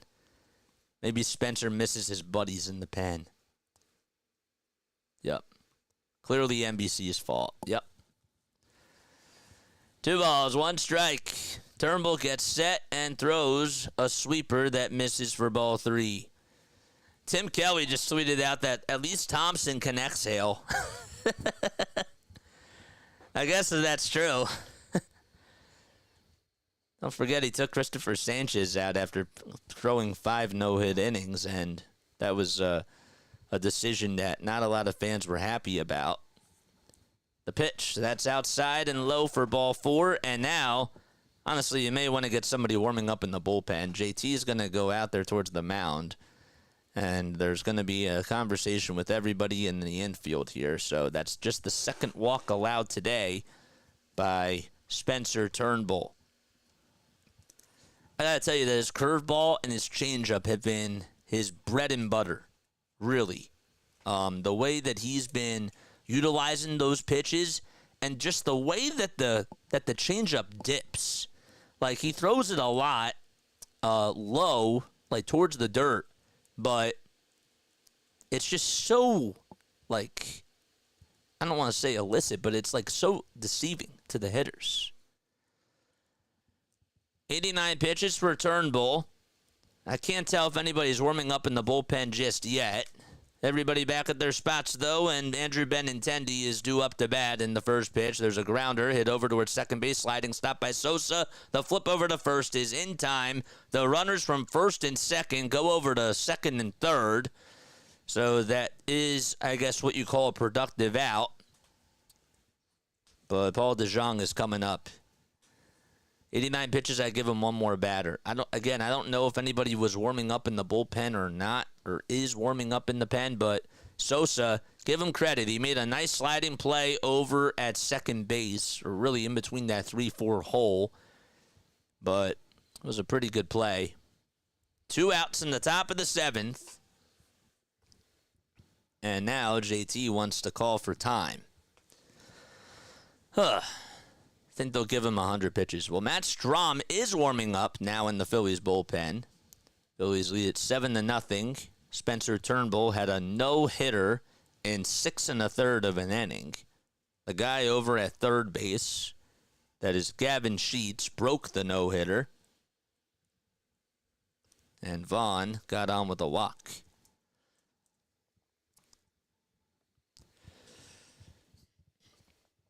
Here's DeJong.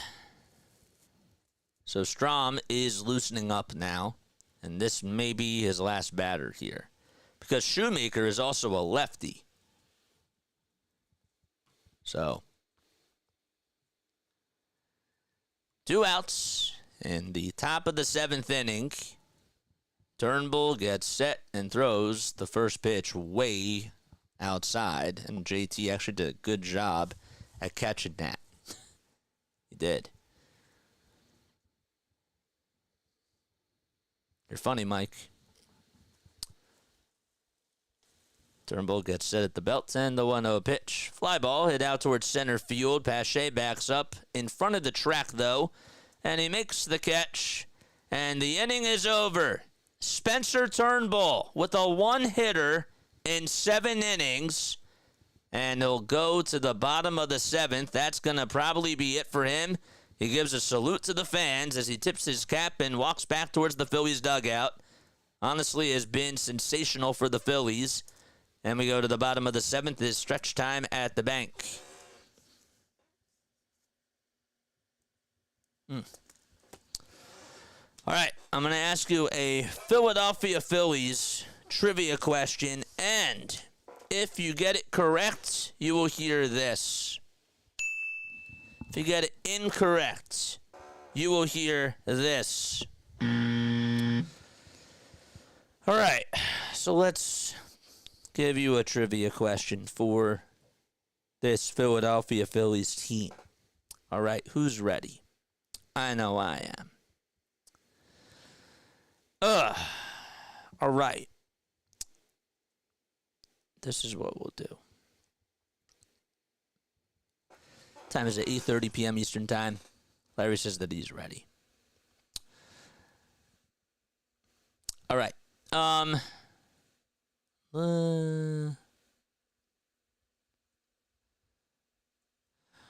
What year did Dallas Green become the manager of the Phillies? That is the trivia question that I have. What year did he become manager of the Phillies? 78.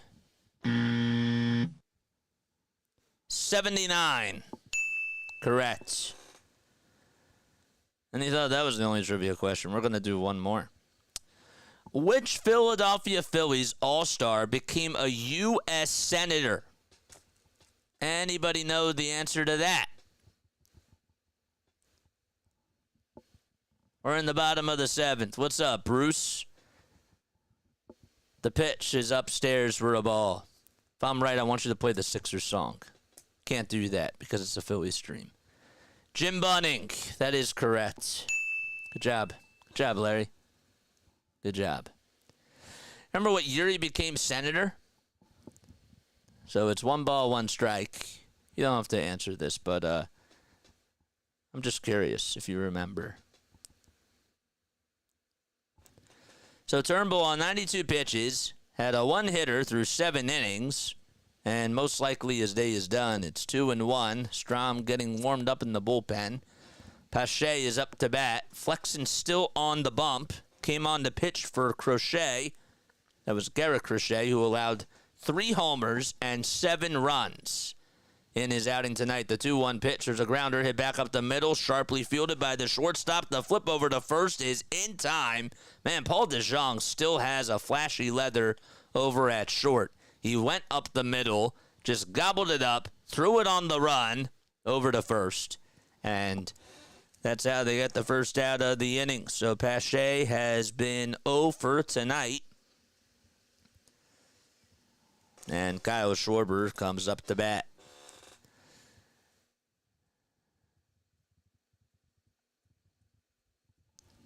Here's Schwarber, who swings and misses at a cutter at 89 miles per hour.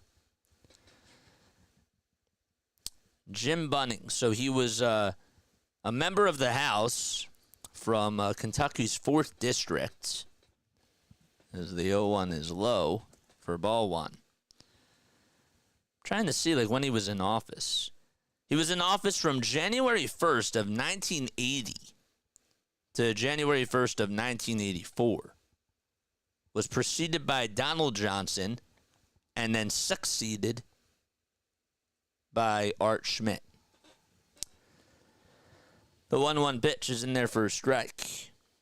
Passed away in Edgewood, Kentucky in May of 2017. And he has 9 children. How about that? I didn't know that. The 1-2 on the way, the Schwarber, way outside for ball 2.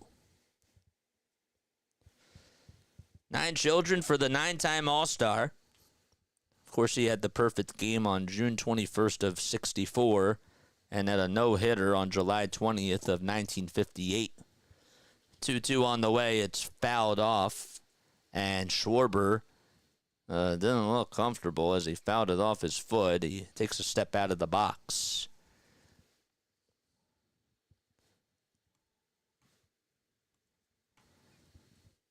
So it's now 2-2.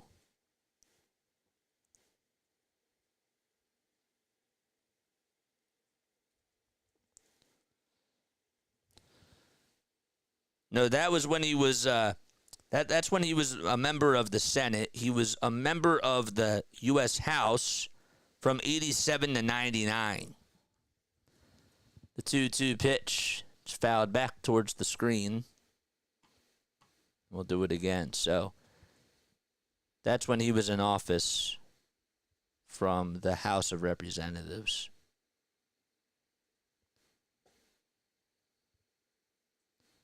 And he was a U.S. Senator from Kentucky from 99 to 2011. The 2-2 pitch up high for ball 3. I thought he became a senator in 98.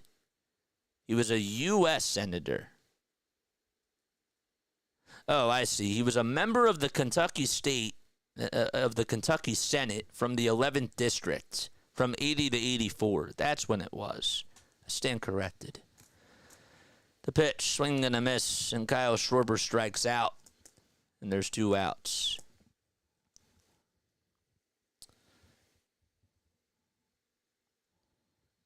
Two outs, and Trea Turner is up to bat.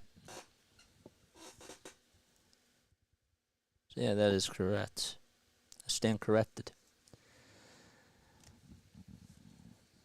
So here's Trea Turner, who swings and misses at a 4-seamer at 92 miles per hour.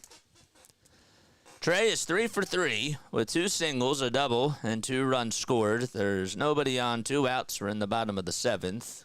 Flexen gets set, kicks, fires, and throws a cutter that misses off the plate.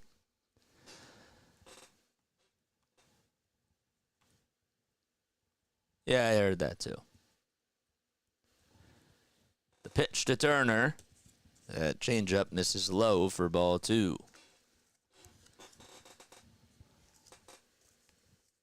Trea had the infield single in the first. Scored on the 3-run homer by Bohm. And the 2-1 swing and a miss. And then he had a double in the third. And would score on another 3-run homer by Alec Bohm. Then he singled in the 5th. But Alec Bohm did not homer. He flied out to right to end the inning.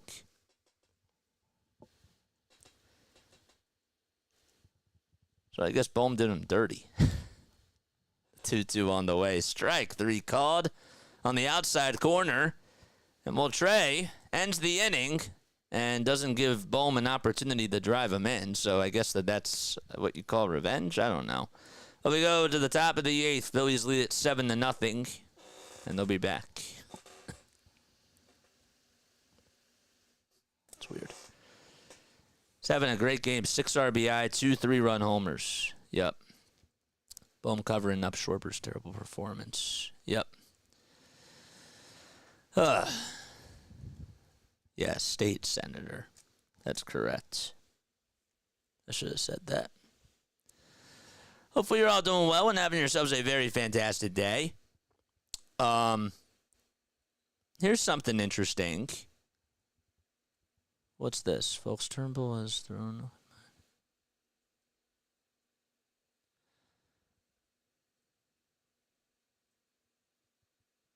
Oh, no. Okay, never mind. I thought that was a interesting quote, but that was nothing.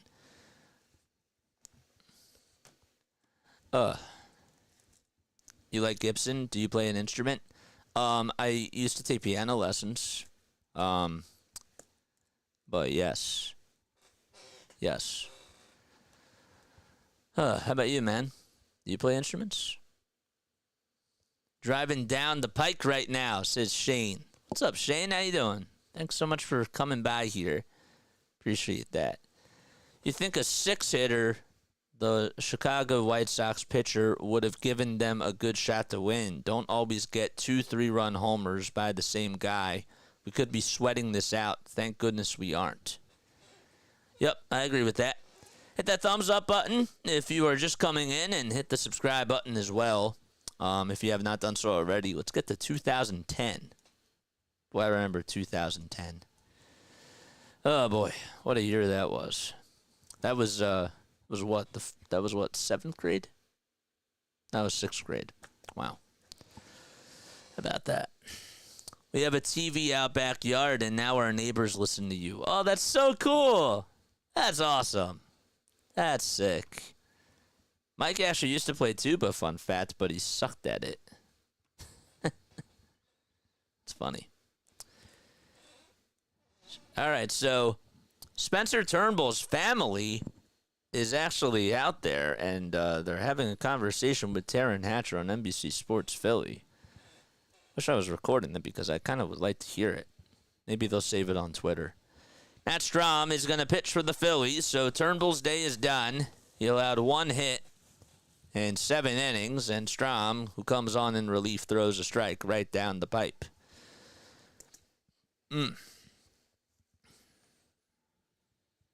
So it's an 0-1 count. And time is called.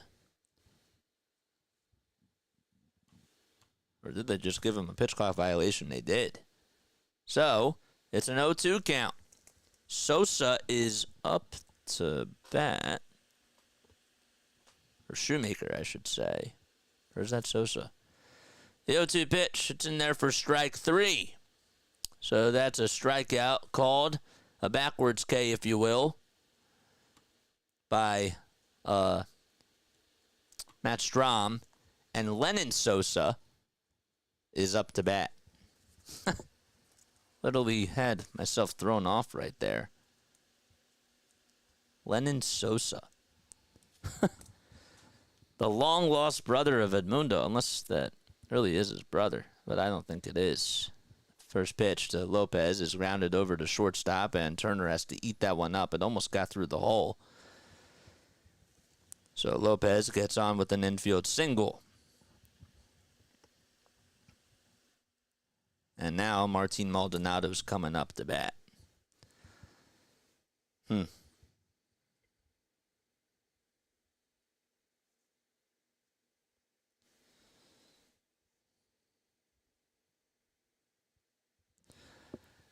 So it's an infield single with 1 out. And the pitch is up high to Maldonado for a ball.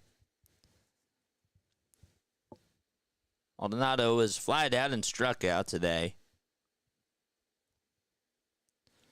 So Sosa actually signed with the White Sox. He was an international free agent in July of 2016. So he's not related to Edmundo. And is not related to Sammy.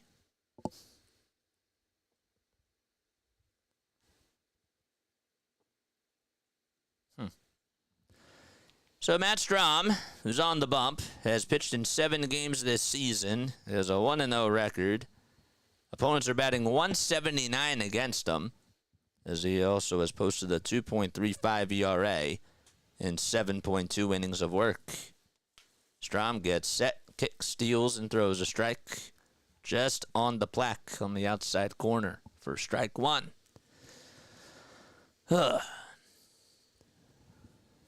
1 ball, 1 strike. Strahm looks back over at first and now back to the plate. Then the 1-1 is in there on the inside corner for strike 2.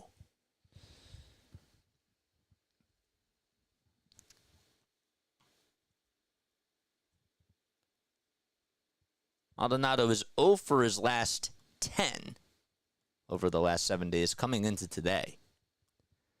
So I guess the Castellanos is not the only one who's gone 0 for.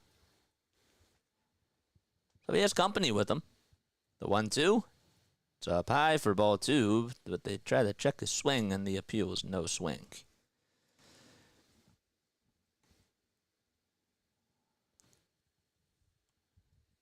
Two balls, 2 strikes. Strahm gets set at the belt, or gets set above the letters this time, and the 2-2 pitch. That one just misses, and Strahm knew it as he said, "Oh, darn it." But that was probably the clean way of putting it. The count is now 3-2.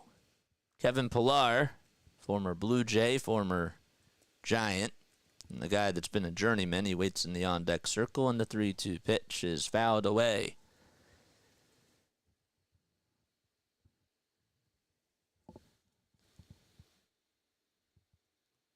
Martin's now 37 years old, and for a catcher, that's unbelievable.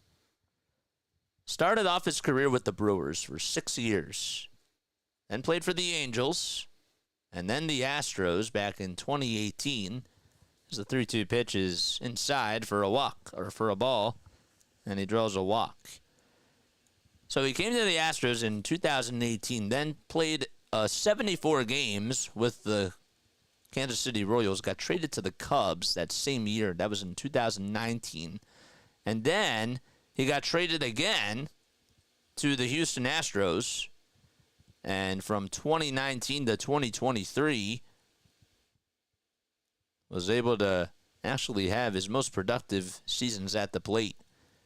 He had 12 homers his first year with them, his first full season. And then 15 his second. And in his third, he had 15 as well. Here's Pillar, who comes in to pinch hit for Dominic Fletcher, and he takes a strike at the knees.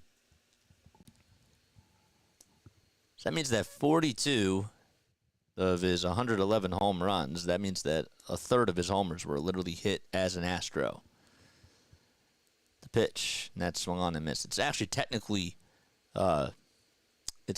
54 because I don't count the 2020 season as a full season because it was the pandemic, and 2019 we got traded, so I don't count them as full seasons. The 0-2 on the way. Chopper hit over towards the third base side, but it's foul. 2 runners on in the top of the 8th inning. No balls, 2 strikes, and 1 out. Kevin Pillar is batting. Matt Strahm is on the bump. Came on in relief for Spencer Turnbull, who threw a 1-hitter in 7 innings of work. The 0-2 on the way up high for a ball.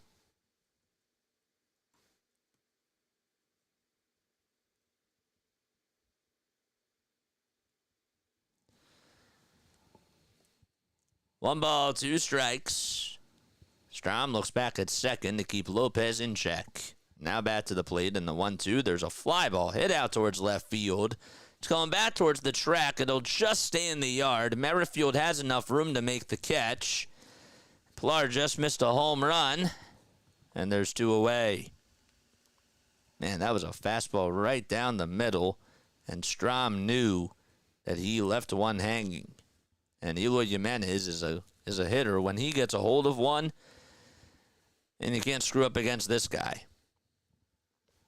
Tonight he's 0 for 3, though. He's still looking for his first homer of the season. He's batting 100.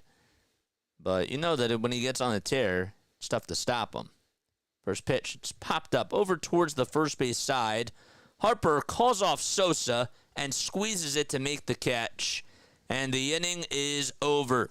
So, no harm done. 2 men left. And we go now to the bottom of the 8th inning. Phillies lead it 7-0 against the White Sox. All right, I will be right back in just a few moments.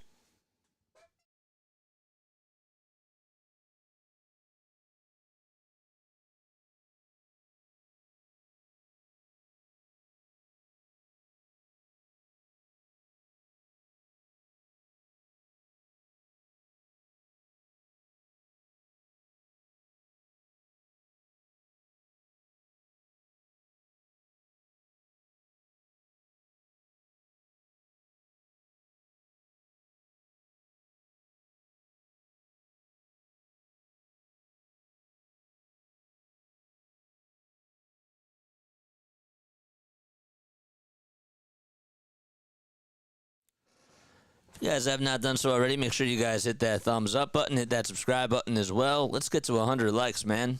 I would really appreciate that. If you are tuning in on Facebook or any other social media platform, I want to welcome you on in. Of course, the name is Jason Joseph, and this is Play-by-Play with JJ. We are live for every single Phillies, Sixers, and Eagles game. We try to keep up with everything, so you don't want to miss any of the action when you tune in on here, because that's what we do. I give you the play-by-plays. It's literally in the name of the channel. And all you do is you come on, you have a good time, you sit back, you relax, and if your team is doing well, you cheer. If they're not doing well, you boo. But hopefully you guys are having a good time. Congrats on 2K, my man. Thank you, man. I appreciate that. And look, I saw that you got hurt. I didn't read the full thing in the chat, but I hope that you're okay, man. I really do. Prayers going out to you, my guy. When's your next start? That was my next question. When is your next start, man? Stop Bobblehead Night is on May 17th against the Nationals. That's cool. It looks pretty good. Not going to lie. Huh. Well, Tim Hill will take the hill. In 6 games, has an 8.31 earned run average and 4.1 innings of work. 2 strikeouts, 3 walks allowed, and opponents are batting .450 against him on the season. And he's going to be pitching for Chris Flexen. So Flexen's day is done, and BH3 is coming up to bat for the Phillies. We're in the bottom of the 8th.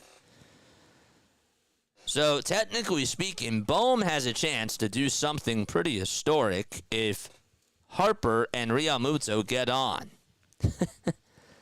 First pitch to Bryce is in there for a strike. Alec had 2 3-run home runs. One was in the first. The other one was in the third. So if Harper and Realmuto can somehow get on base and Bohm's able to do that a third time, that would be something. The 0-1 pitch just misses. Looks like it was a strike, but they call it a ball, says Carlos Torres. Bryce did walk 2 times, and he scored both of his runs on the 3-run homers by Bohm. 1-1 pitch, chopped foul over towards the first base side, and Harper will try to get another swing at it. Phillies in their City Connect uniforms. I think that they're cool. I really don't have a problem with them. 1 ball, 2 strikes. Hill gets set, and time is called very quickly. It was a 70-mile-per-hour slider, but Harper just got granted time at the very last second. But yeah, if you were tuning in on any other social media platform, come on over to YouTube if you can. Just type in play-by-play with JJ. That's it. 2 balls, 2 strikes to Bryce Harper, and the 2-2 delivery outside. Good take by Harper. And the count is now full.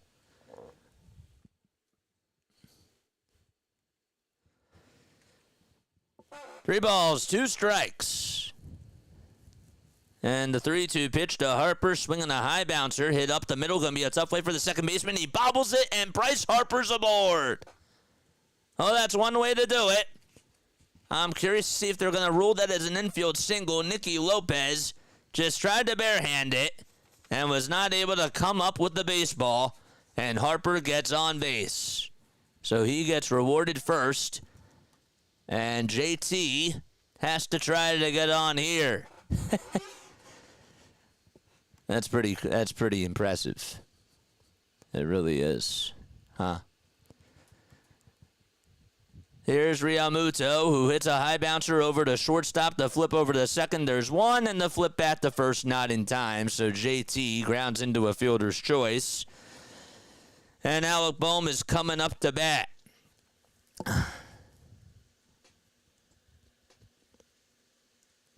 So Harper got on base. I don't know if they're going to rule that as an infield single or not. If somebody could, I can pull it up. But Alec Bohm is coming up to bat, regardless. 1 out. And Bohm at the plate. First pitch, it's low for ball 1. They started doing the wave at the bank. It's his 4th multi-homer game of the season.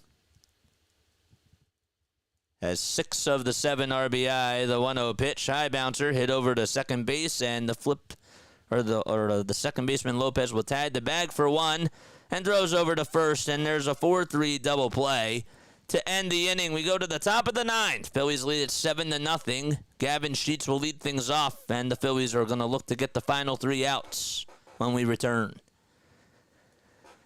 Heater up by 20 with about 18 seconds left in the third quarter. Okay. Interesting. 73 people on here watching. Make sure you guys hit that thumbs up button and hit that subscribe button, man. Are Stott and Marsh hurt, or are they just taking a day off? So Bryson Stott and Brandon Marsh were not in the starting lineup today because Garrett Crochet was pitching, and the batting average against left-handed hitters was for him. Left-handed hitters were batting .071 against him. So he had the day off. Long story short, both of them had the day off. So I hope that answers your question. 2007, man. Rob doesn't play them against lefty starters. Well, .071, stats tell you that that's not a good thing. He was doing really well against left-handed hitters to start off the season. But, again, I know what people are going to say. I know. eye test. And I'm for it. But today I'm okay with it working out this way. I'm fine with it. But what about you? Do you guys have a problem with this type of analytics? Do you think that Bryson Stott and Brandon Marsh should have been in the lineup today? Let me know down below. Yes or no? Should Bryson Stott and Brandon Marsh have been in the lineup today? What are your thoughts?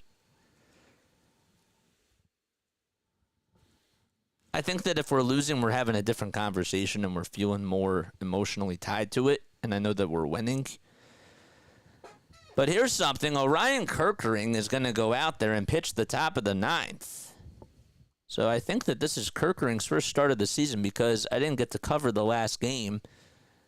But Kerkering will be pitching. Let's see. Kerkering actually did appear on Sunday, April 14th, so I stand corrected. That was Sunday against the Pirates. He went 1 inning and had 1 strikeout.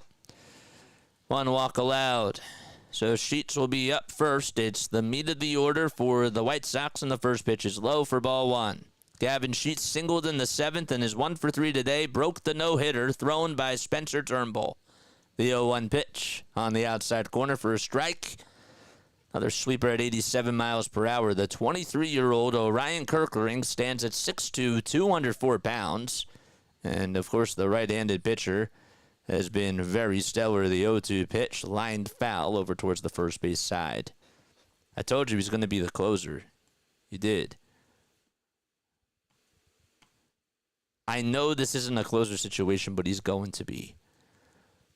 Okay. ERA over 4.0, gave up 7 runs. I'm not worried about how well he does against lefties. Well, you wouldn't have known that before the game, Larry. That's why I said hindsight's 20/20. 1 ball, 2 strikes to Orion Kerkering. Or to Gavin Sheets. Kerkering on the mound. The 1-2 foul ball, and it goes in and out of the glove of JT. And we'll have to do it again. I'm a lefty, so I say yes.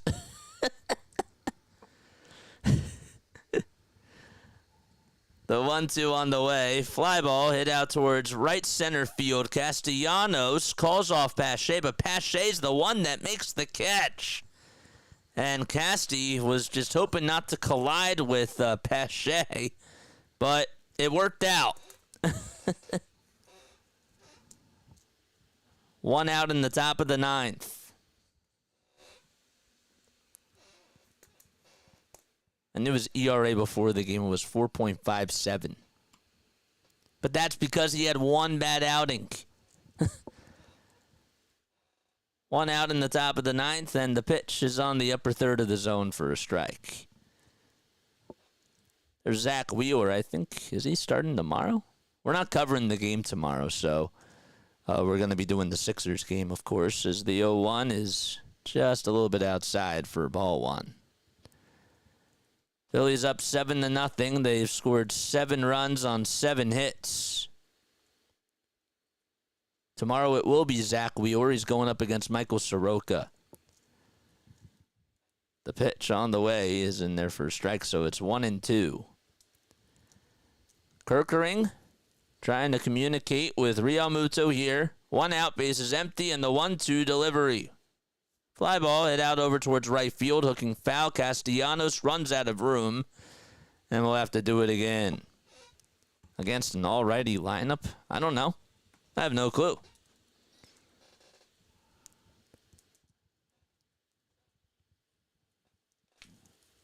Kerkering with 10 pitches in this inning so far. Phillies looking to complete the shutout here. 1 ball, 2 strikes to Andrew Vaughn. The pitch on the way. Swing and a miss. 2 outs in the top of the 9th, and Kerkering gets his first strikeout of the inning. That had a lot of movement. It was a slider that just looked absolutely filthy. All right, 2 outs. And the first pitch to Andrew Benintendi is upstairs for ball 1 at 99 miles per hour.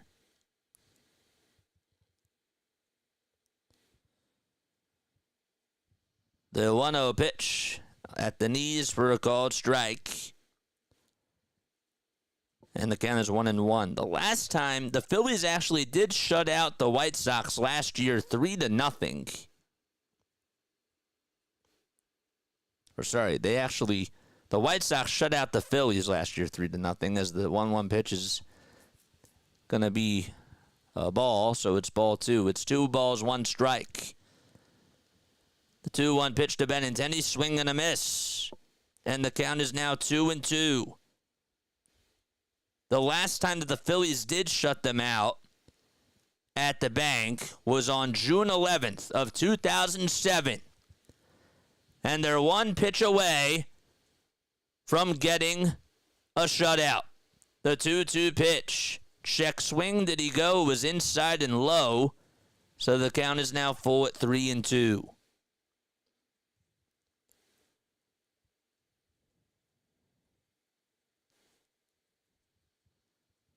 Payoff pitch coming up to Benintendi. Here it is. The 3-2 fouled away. And we'll do it again. The Phillies are 13-9 against the White Sox. First time that they played was on June 18th of 2002. 3-2 pitch. Chopper hit over to first base. Harper flips it over to Kirkering. He wins the race to the bag, and that's the ball game. For the first time in 17 years, the Phillies have shut out the White Sox at the bank. And they win by a final score of 7-0. Spencer Turnbull was absolutely special today, and so was Alec Bohm, who had 2 3-run home runs. Turnbull actually only allowed 1 hit, and the hit came in the 7th inning, and it was on a single that was hit by Gavin Sheets. So he pitched really, really well, and he looks to continue to make a case that he deserves to be in the starting rotation. So my player of the game, I'm going to go with Spencer Turnbull here, even though Alec Bohm was phenomenal. And Whit Merrifield, can't forget about his solo homer. That was really awesome to see. But my player of the game is Turnbull because I think he deserved it tonight. I do. I think that he's going to be my player of the game, but it's probably split between a lot of people. 1 word to describe that game. Comment down below, man. Comment down below. Appreciate that. Harvey Wells, what did he say? W, man. Yes, for sure. Who's your player of the game? Well, they had 2 players of the game. No, but you got to go with 1. That's why they call it player of the game. Larry still can't figure out that baseball and basketball are different. He's just trolling with us. He's trolling with us. So is this guy right here. This guy's trolling too. I love you guys. 1 player of the 1 word to describe the game. Comment down below. I think that was stress-free, if that is 1 word. Does that count as 1 word, even if I put a dash in the middle of it? Connected. Okay, connected. Interesting. Before the game, I called 7-3 Phillies. Well, you lost that. It was 7-0. So, Bohm is the player for me. Pitching was awesome, too, though. Can't deny that. Spencer Turnbull is getting some water poured down as he has the headsets on. Dominant. Basketball. Dominant. I like that word a lot. Guys, on the way out, if you can do me a solid and hit that subscribe button, I would really appreciate that. We're not going to be on for the Phillies tomorrow. If you do look at my live streams, though, we are going to be doing Game 1 of the Sixers-Knicks. All right? We got playoff basketball to get ready for, and then we'll be back on Sunday afternoon for the Phillies series finale. All right? So I hope you guys enjoyed this. Thank you all so much for tuning in. I love you guys so much. I'm going to catch you all in the next one. Tomorrow we will have our pregame show for the Sixers at 5 o'clock. For those of you that want to tune in, I'm telling you, it is really a fun time. It really is.